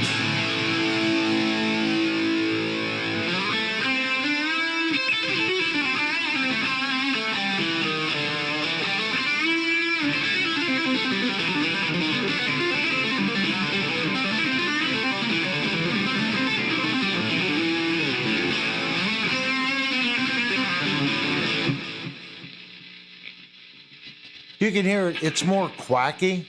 You know, I like it. It's a little more quacky. And if we go up to our neck position and split it.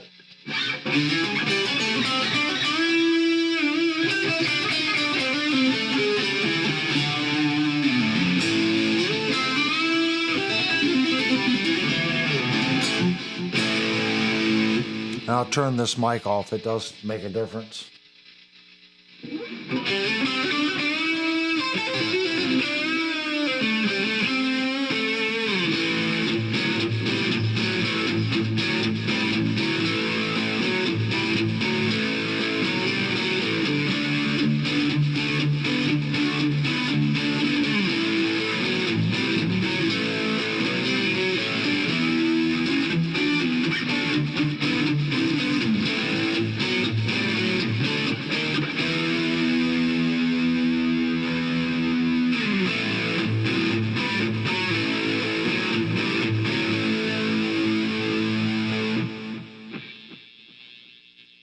It adds a little quack. Now I noticed putting that capacitor in there on the neck position. That one is the one I'm thinking about switching. Okay, I think it gets a little too dark. So I think I'm going to lower that value even more. I'm going to leave the 0.017 on the bridge, and I'm going to try something different on this pickup, because they're wired independently to two different push pulls. So it's just trial and error, guys. You guys tell me what you think. I think it's a definite improvement, but I definitely want to change this one. I think it's a little dark.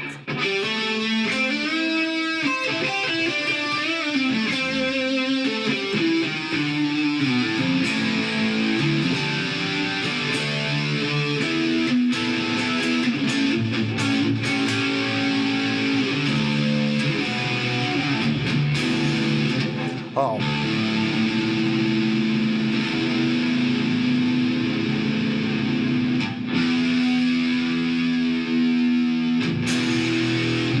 I'm like, why is that so dark? I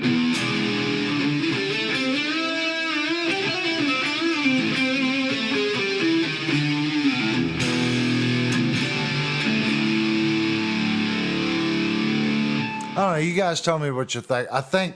I think on the neck position, I think the 0.17 on the coil bond, I think is probably a little too much. I think I need to decrease that one a little bit.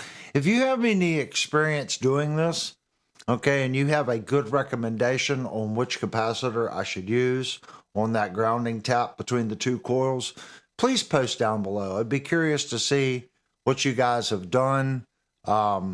I haven't done that many of them, and when I do it, I usually emulate PRS or some other company that's already done it. I've never done that with the guitar head pickup, so I'm just throwing a dart and seeing where it lands, see what I get. I don't know. You guys tell me. I think it's better. I wonder if he was chilling. You guys got a whole conversation going on. All right, guys. Hopefully you guys have enjoyed tonight's stream. We want to continue doing different. Okay. This stream is for people that are wanting something a little different than what YouTube offers.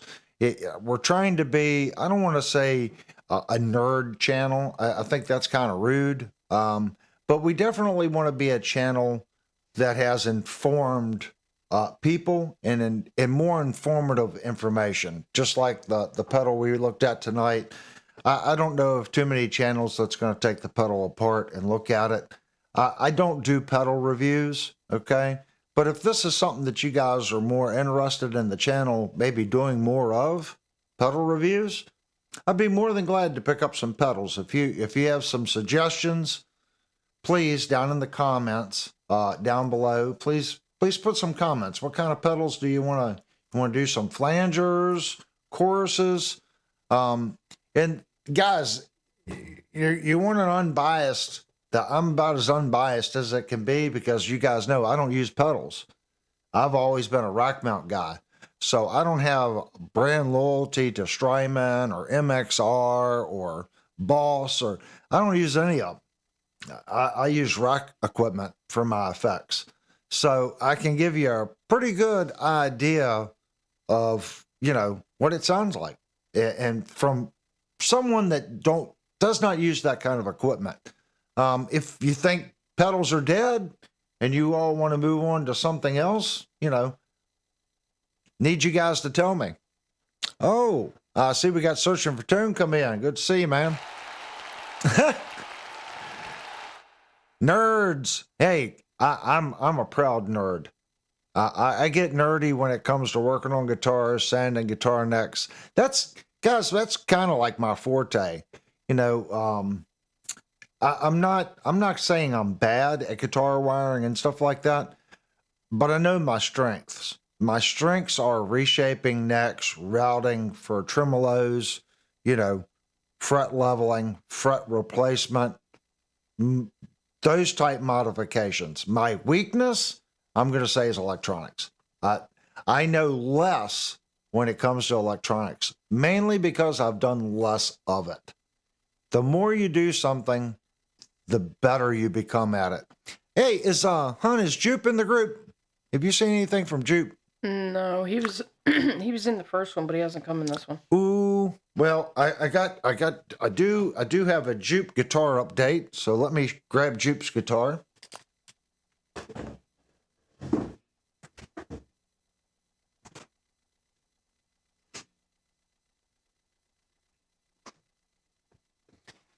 Jupe's new knobs came in, and we never put new knobs on the guitar. We put new tuners on it.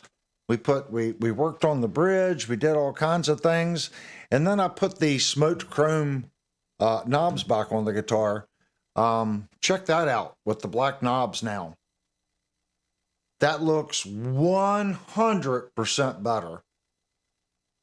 Now it looks complete. So I can't hold this thing and not play it. You guys don't tattle on me.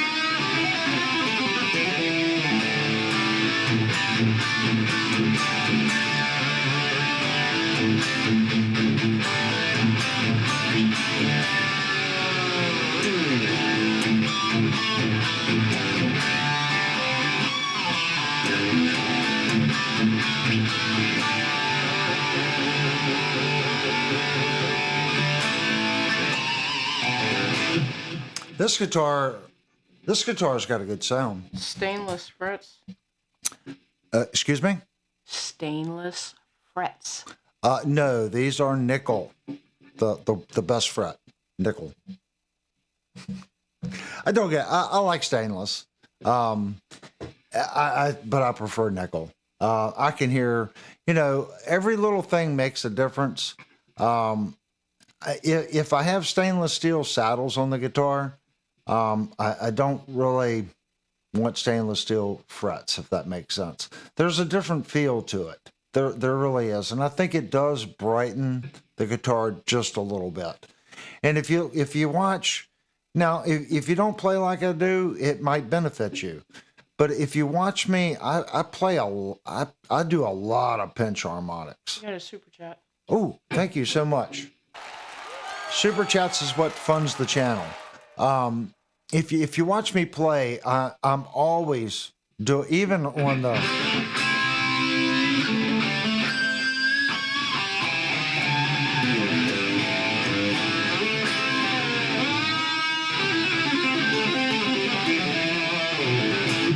I'm bad for choking.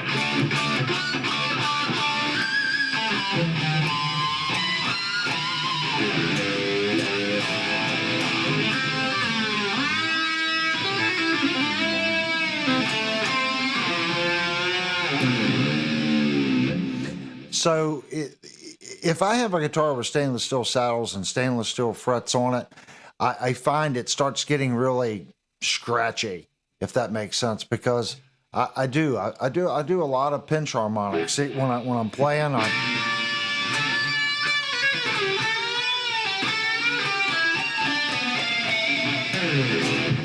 and the way I pick brightens that it's not just playing the note.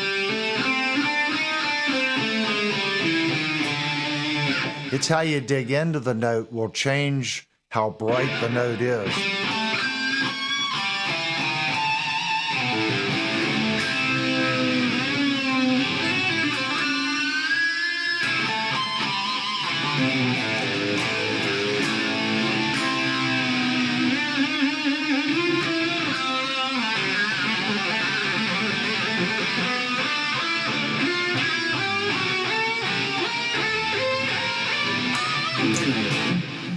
Pretty sloppy. I don't do that very often, but how you play makes a big difference. So I don't want to say that it's bad if it fits your playing style and it makes your amp work. There's so many variables. You could have a darker sounding amp like a Mesa Boogie. Maybe you're running V30s on your cabinets. They're a little darker sounding, and you put stainless steel frets and stainless steel saddles on the guitar, and it's going to respond completely different than my tube amp going through greenbacks. I just like the feel of nickel frets. BTM said, unfortunately, many of my guitars have stainless frets. Kills as tools, and they're so bright. Yeah, I think there is a brightness change, and good stainless steel frets will kill your tools. They will. If you have a Firefly and it has stainless steel frets on it, don't worry about it. You're not going to kill your tools. Trust me. I have done a lot of Fireflies, and I haven't worn out a fret file yet. So it's a different kind of stainless. It really is. The frets on a Firefly, since it's a soft stainless, I would be curious to see the longevity of it. It is a softer material. Would it outlast a high quality nickel fret? I don't know. There's different makeups. I don't notice the brightness as much on a Firefly. Okay, and that's the metal makeup of that stainless steel. What are the name of the picks you use? I have to. Was it Steven that sent these? Nicholas Sent me these. These are the Torex, or the Dunlop flows. And Nicholas sent me, these are chamfered. And I'm playing this is a 1.7. So it's a pretty thick pick, but since it's chamfered, I'm able to go across the strings pretty easily with it. I always struggled with thick picks, and these were sent to me, and he was like, "Look, I've watched you play, and I think this would serve you well." And he was 100% correct. My playing has improved so much switching to these picks. So I think a lot of it has to do with just the angle of the chamfer. And you can see how I dig in. Look at how the ends of that pick, see the discolorization? I really, I dig in. So, and I hold the pick back like this. So.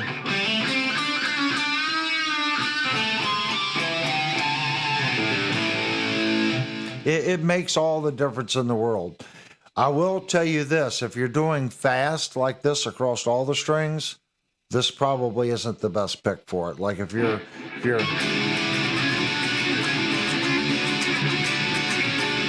anything really quick across the strings, I haven't quite gotten that down with the thicker pick. The thinner picks seem to lend themselves, for my playing style, a little easier. I'll get it, but I am struggling with that. Sometimes it feels like I'm not moving the pick right in my finger to get it to go across the strings correctly. But as far as the picking,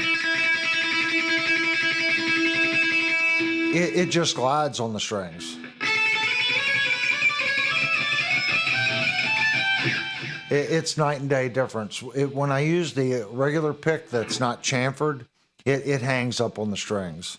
So I really like these flows. And what's funny is Dunlop makes us several versions of these flow picks. These have a pretty elaborate little design on them. And I could show you the bag, that way you can get the right ones.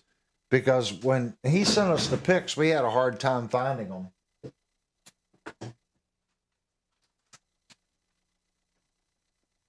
So here's the bag. Hopefully this will give you the information that you need. Flow Max Grip.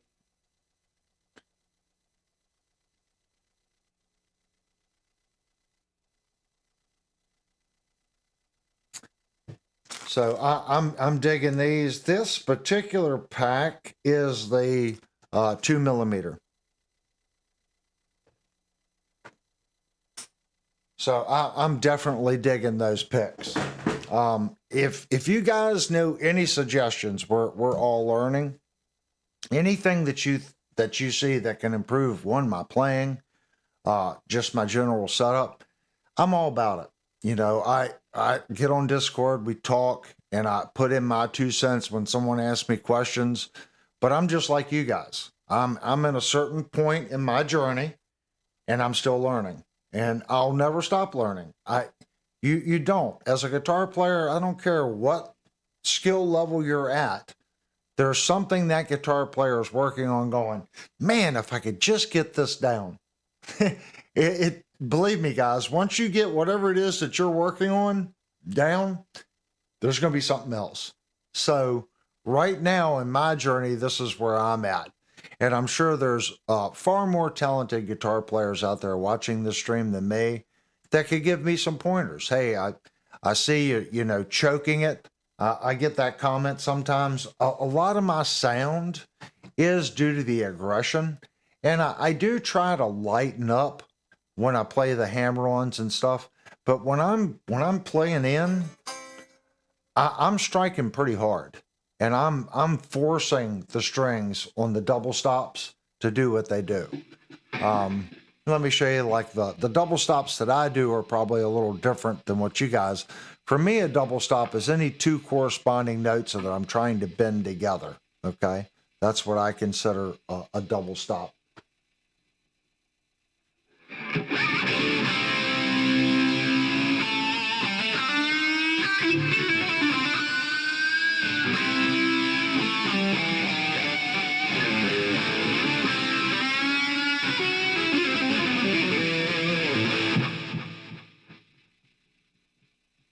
So I'm pretty aggressive on it. When I'm pulling through, I'm just going to leave this mic on.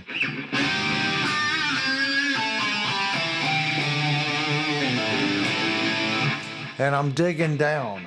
I'm forcing, and I'm using my two fingers. If you watch, if I'm using this finger, I have my pointer finger helping behind the struck string to aid. If not, and I'm using my pointer finger, you'll see that I'll put my thumb up and I'll use my wrist weight to get that note.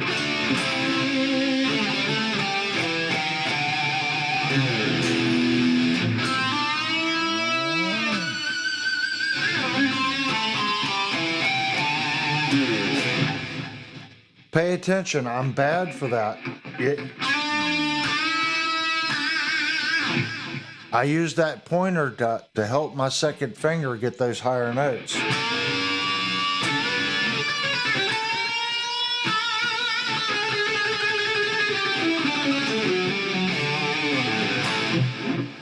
It's everyone's going to have their own style. Just figure out what works for you. And if it's not working, keep playing with it. You know, people used to say, man, you play so strange, or you hit this and that's a little wacky, or this is a little wacky. That's fine. It will come to you. If you're playing sequences and it's not quite working out, don't give up. Maybe move your note pattern around a little bit and continue working on it. And eventually your hands, your eyes, and your ears will find that comfortable spot that'll be your sound. Do I learn other people's music? Sure. I was just working on Billy Squier. What is it?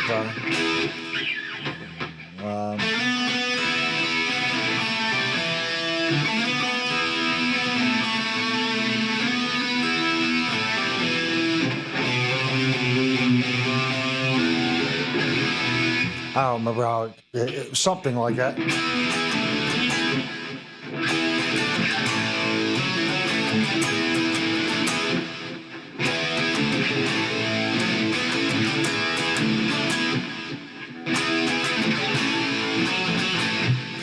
I think Billy Squier had a unique playing style. So that little run, I can't. It's something like.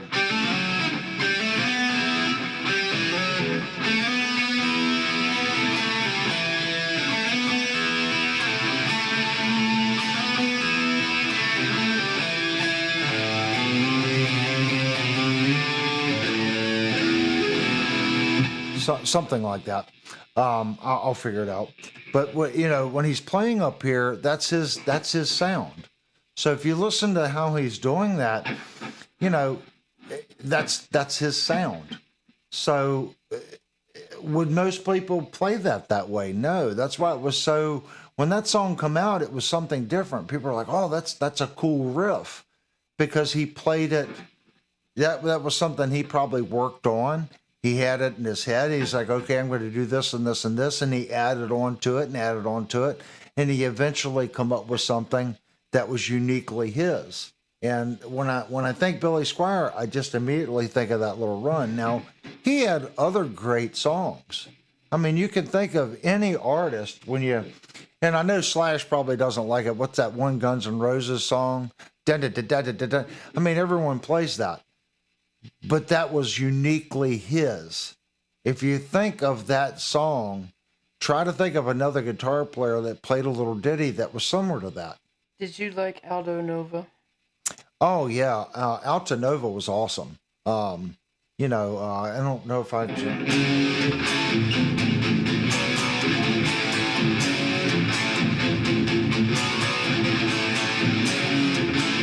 think that's Alto Nova.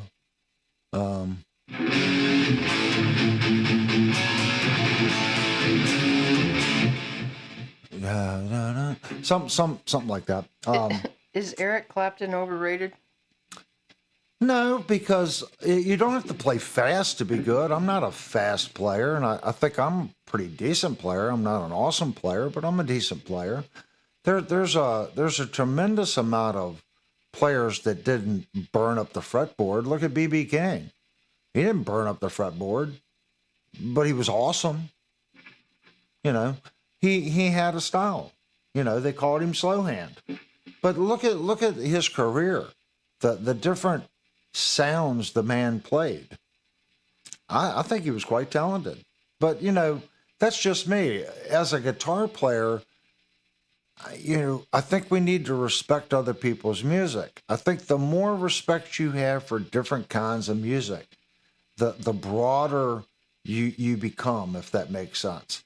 I listen to neoclassical. I love jazz. I love fusion. I like metal. There's very few things that I don't really like. If there's a guitar in it, I'm usually about listening to it. What are they doing and how are they making it work? Because you know, what is rock and roll? It's the blues, it's the jazz, it's country, it's kind of everything all rolled into one with an attitude. Think about modern country. It's 70s Southern rock. That's essentially what I hear. When I listen to modern country, I just think softer Southern rock.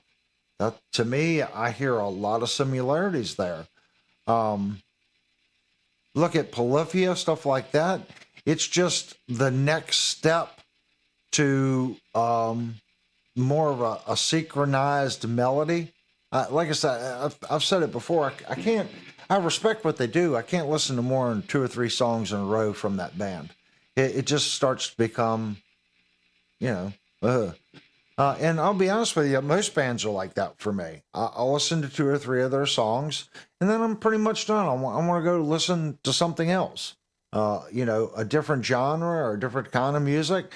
My playlist when I'm at work goes from everything from, I would say, big band stuff from the 20s that I listen to, all the way up to, you know, heavy metal. And there's some country songs in there. There's some jazz songs. There's some fusion type stuff. I mean, people go, what in the world are you listening to now? Yeah, I don't listen to just rock all day or country all day or this all day. It's there's like 100 songs on my playlist, and I just hit play and it remembers where I took off, and I listen to it, and there's just so many good artists out there. Was the Aldo Nova song you were playing Fantasy? Yeah, Fantasy was his biggest song. I mean, he had a lot to do with Bon Jovi. You guys, a lot of people don't realize that man was behind the scenes all during his hiatus. In the mid 80s, he tried to do a comeback. I just remember the video was him at a carnival. He had longer hair. He had did more of the Bon Jovi type look, the flared hair and stuff like that. It was a great song. It was a great song. And the man can sing and the man can play guitar. It just didn't go over very well. But I know he had a lot to do helping Bon Jovi and a bunch of other bands that no one knew. That the man did a lot of work on a lot of different albums. Isn't heavy metal just classical music with some cool effects? Pretty much. You know, if you look back at time, nowadays the people listen to classical. But back when classical was being written, they were the outcast musicians. That's what they were. They was like, oh, you know, that's what it was. And you listen to some people like, oh, it was a high-end music. No, it wasn't. These were rebels and people that wanted to do something that upset other people. And that was classical music. And that's what rock and roll is. It's rebels and people wanting to upset other people. So it stems from the exact same philosophy, if that makes sense. Yngwie Malmsteen put it the best way. It's the same. You know, how can less be more? Let's cram more notes. And that's what they did in classical. I love that kind of music. I can't play it. I do practice some scales and stuff like that. And I try to do my structures more that way. I don't know if you guys hear it. I'm sure eventually, as I practice and I learn more structure, maybe it'll start coming through more in my music, and maybe it won't. Maybe as I learn it, I'll just naturally conform those structures to something that sounds more like me. That's what I hope. I don't want to learn something and then end up sounding like the person that wrote it, if that makes sense, or transcribed it, or if you're doing Bach or something like that, you can take that and you can move some notes around, and you can get a formula of what they're doing and understand, okay, they're doing this or that, or flattening the fifth or the seventh, or it gets pretty complicated. I don't want to get that far in it. I want to be able to use my ear and be able to go, okay, I want to go flat here. I want something a little more distant sounding on my resolve. And right now I'm just using my ear to do that. And I'm practicing scales, 3 note per string type scales, a lot of 3/4 time type stuff, just trying to play out of my comfort zone. I'm sure eventually it will start to show in my playing, eventually.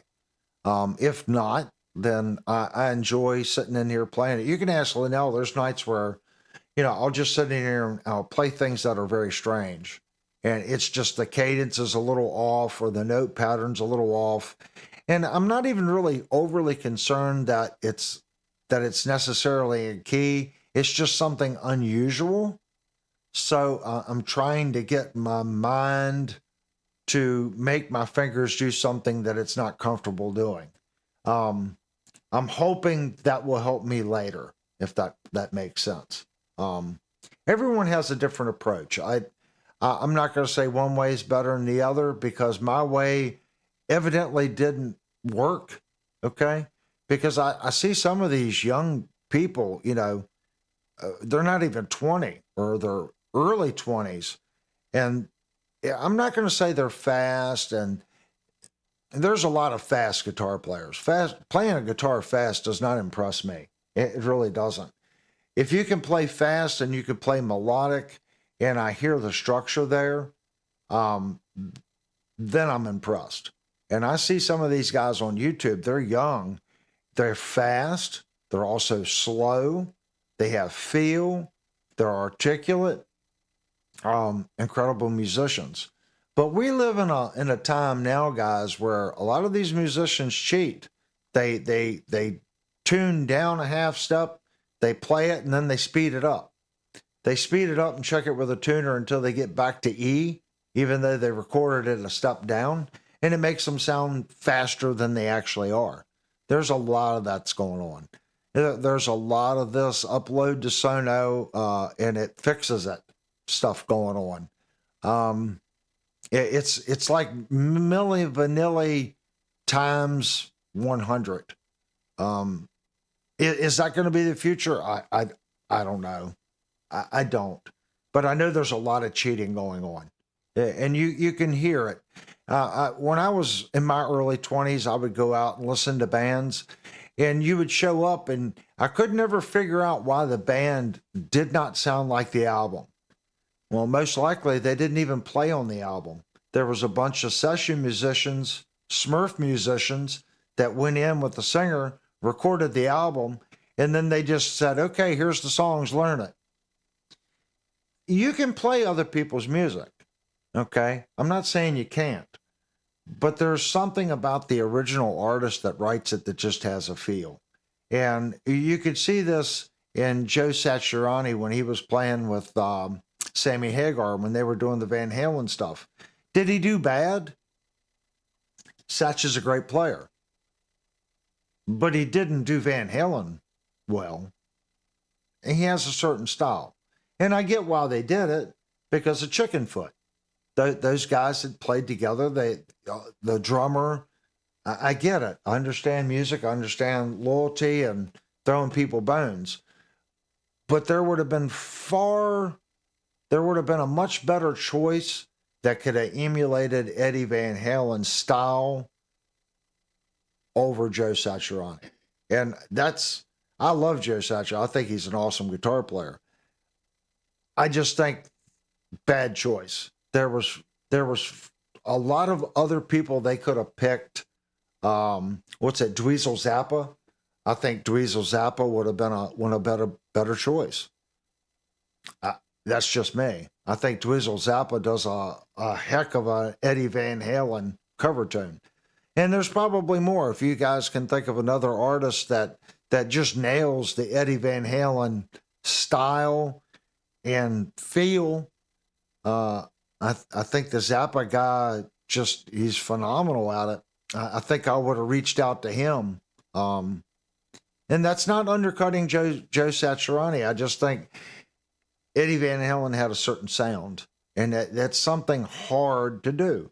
And then you can also look at it, maybe they didn't want to do it too close.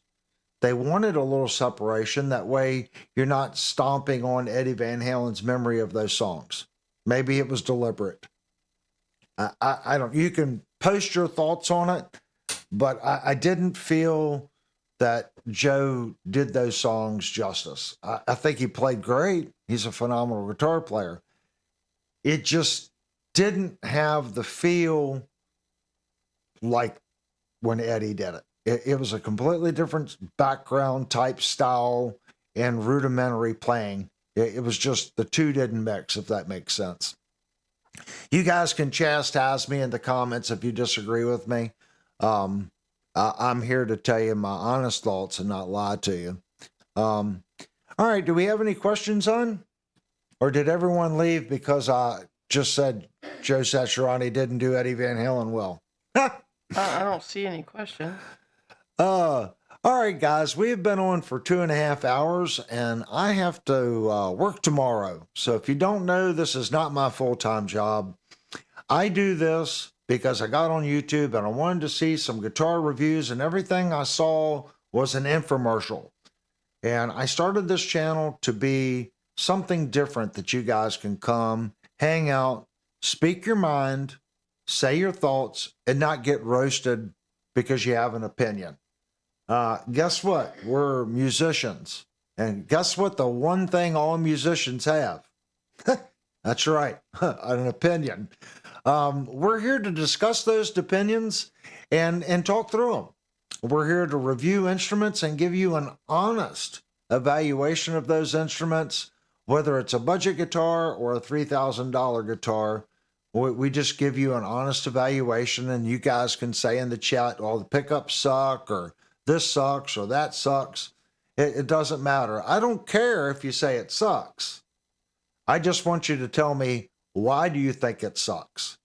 Okay? That's the thing.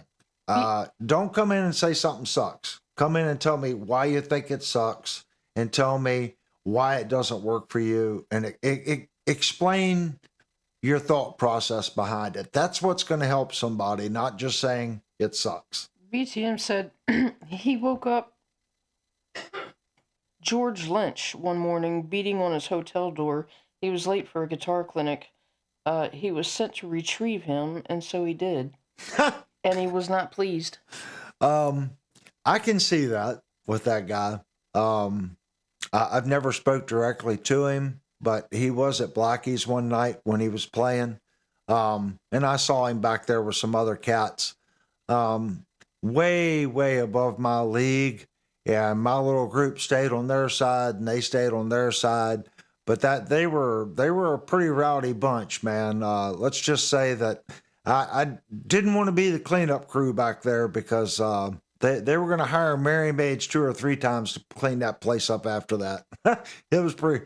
Those guys were pretty wild. A lot of bands were back then, though, man. Do you agree the guitar work from Jim Croce? Hard to play those seem hard songs. There's so many musicians that are hard to play. If you stop like Roy Clark, okay, you guys can laugh all you want. Play Roy Clark. That dude's phenomenal. Okay, I'm not saying you gotta like his style or just try to play it. The dude was phenomenal. So many guitar players out there. When you have a unique sound, okay, and you're instantly recognizable, like these artists that you're talking about. These are the artists that caught people's attention because they had that unique sound or a way of playing that was different. And that's what made their music so popular, because maybe they weren't taught, by someone. They're self-taught, and they didn't know that you were supposed to do certain things a certain way. Like I was saying earlier, learn, work through it. They just worked through it, and they figured out how to make what they heard in their head come through on the guitar. They had no clue that that wasn't the way most people did it. When we hear it, we're like, wow, that is so cool and so different. That's innovative.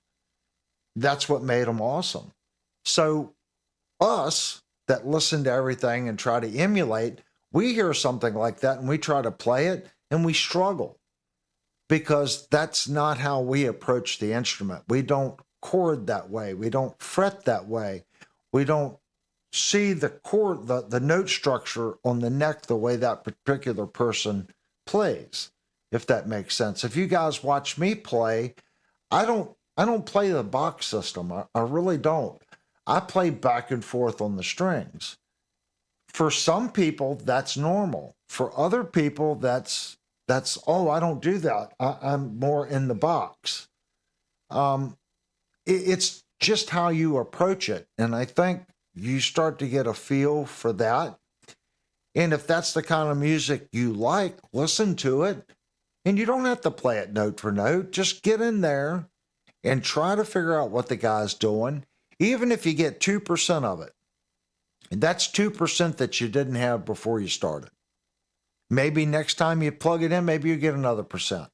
And you might find that that's something that you can add to your music, that you can do your way. And it just, it makes you a little bit better musician. That's what I try to do.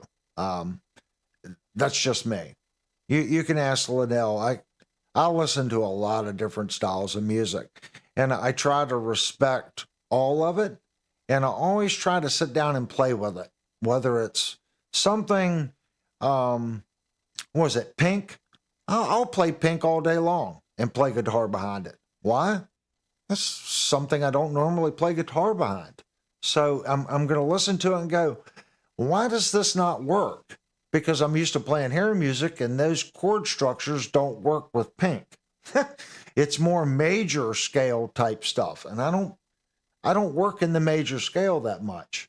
So my little squirrel brain has to go, why isn't this working? Oh, I'm playing minors. We play in a lot of minors because we play rock and roll. That doesn't mean that we can't maybe learn some major scale stuff, outside the box, or learn how to maybe make both of them work together. That's what I do. So if you guys are thinking about the same way, that's what the chat's about. If I had to pick my favorite guitar player, there's just so many good ones. I think I've said I put Greg Howe way up on the list. Stanley Jordan, I put way up on the list. Then, of course, Joe Satriani, Steve Vai, Yngwie Malmsteen. But I'm saying my top tier, probably Stanley Jordan, Greg Howe would be top of the list. Alex Godfrey. And you guys are going to laugh because he was more of a mandolin player than he was a guitar player. He played the penta guitar. And a lot of people listen to it, they're like, oh, God, that sounds awful. It's not a guitar he's playing, it's a penta. So it's a little different. I think once you get past the initial what is that, then I think you can start to respect what he did, if that makes sense. Have you tried to play Joe Pass? And have you heard of D-Raps? He nails Eddie Van Halen tone, but he has his own style also. I think I do know who you're talking about. That's the guy that just plays full-fledged into just no pedals, no effects, just a cranked up amplifier. It's right on its edge of going insanely crazy. I think that's the guy you're talking about. That dude is stupid talented. I forget where I saw him the first time. He's a younger fella. He can't be more than 30. But there's no pedals, there's no compression. Well, I guess there's compression, it's a valve amp. But he just cranks the living piss out of this valve head and just makes that guitar just explode. He just come out with a new album. I'm pretty sure it's the same fellow you're talking about. He's a monster guitar player. There's so many of them, guys, and you're going to see more and more. This newer generation has YouTube. They don't have to sit there with a cassette tape and hit rewind, and then after 2 weeks, the tape is worn out and it breaks because you've played that section of tape over and over and over and over. Now you have instructions. And I'm not saying every video you watch on YouTube's right. Most of them are wrong. I can hear it, it's wrong. But I can watch it and go, okay, that's how he's playing this particular song. That's how he's hearing it. Then I'll watch somebody else.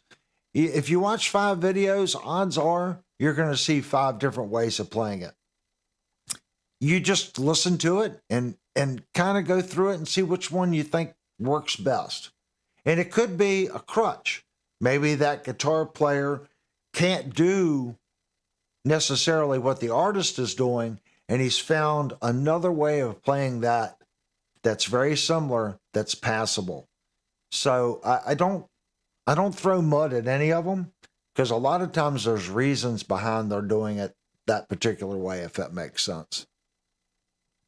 Avery, you have tried to play Joe. That's what I just answered. Okay. All right. I just saw the bright yellow. Yeah. Anytime, guys, you want to talk directly, the at Music and Gear definitely grabs my attention. All right, guys, hopefully I didn't upset anybody tonight, and we're all big boys and we can have an open conversation about artists. We're not putting anybody down. We don't put any companies down. We just tell you how the product is. Tonight, we reviewed the little Sonicake pedal, and I want to say for the asking of $55, it's a pretty solid pedal. So if you bought one of these, please leave me some comments down below. And leave comments in general. We had a lot of topics tonight, a lot of topics. So I'm kind of curious to come back in a day or two and see what the chat window looks like. If you don't already know, go over to Discord and continue the conversation over at Discord. And before we go any further, let me put this guitar up. I do want to show you this month's guitar giveaway.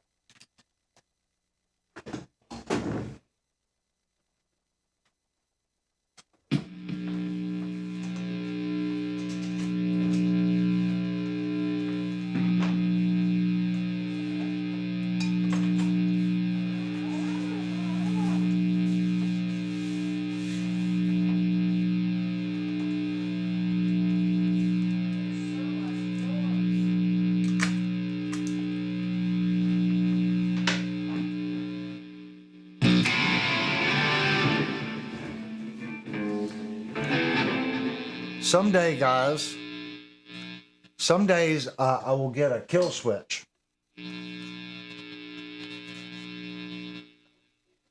Okay, this is this month's guitar giveaway. We are giving away this Gretsch.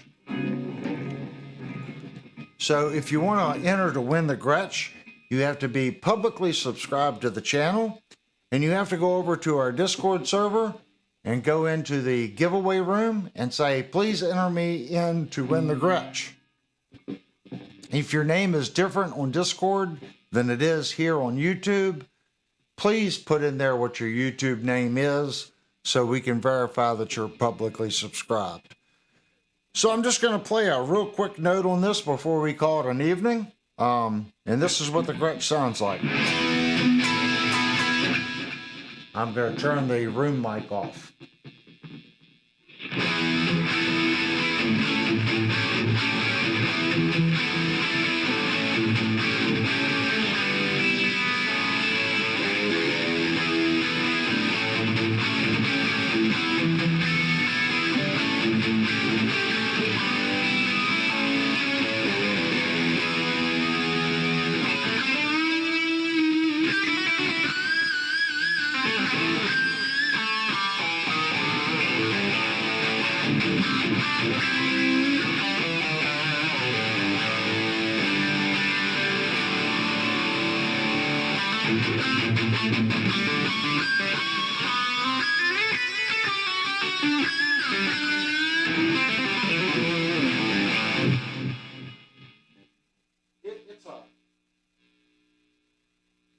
It's quite the awesome guitar. Like I said, if you want to enter to win this Gretsch, you need to be publicly subscribed to the channel. So go down, hit the sub button, guys. We are trying to grow the channel.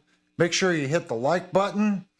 And once you do all that, go over to Discord, go to the giveaway room, put your name in there, put your YouTube name in, and you're entered to win. And it will be the last Saturday of this month that we give this guitar away. It's a beautiful guitar. And if you want more information on it, go to the main channel, click on live videos, and scroll down and you will see the review on this guitar where we take the guitar apart, we go over the pickup specs, we measure the neck, we look at the pickup outputs, we check the tuners, we check the intonation. We do a full review on the guitar. That's going to give you a much better idea of what this guitar is. This is an awesome instrument. It really, I love this guitar, and the color's awesome. So I want to thank everyone that gave a super chat. Those super chats is what allows us to buy these instruments to give away, and it also helps me buy microphones and stuff like that. It does cost a little bit for us to do these type, reviews and stuff. And we've bought equipment, so we front all that. There's no sponsored ads. There's no nothing here.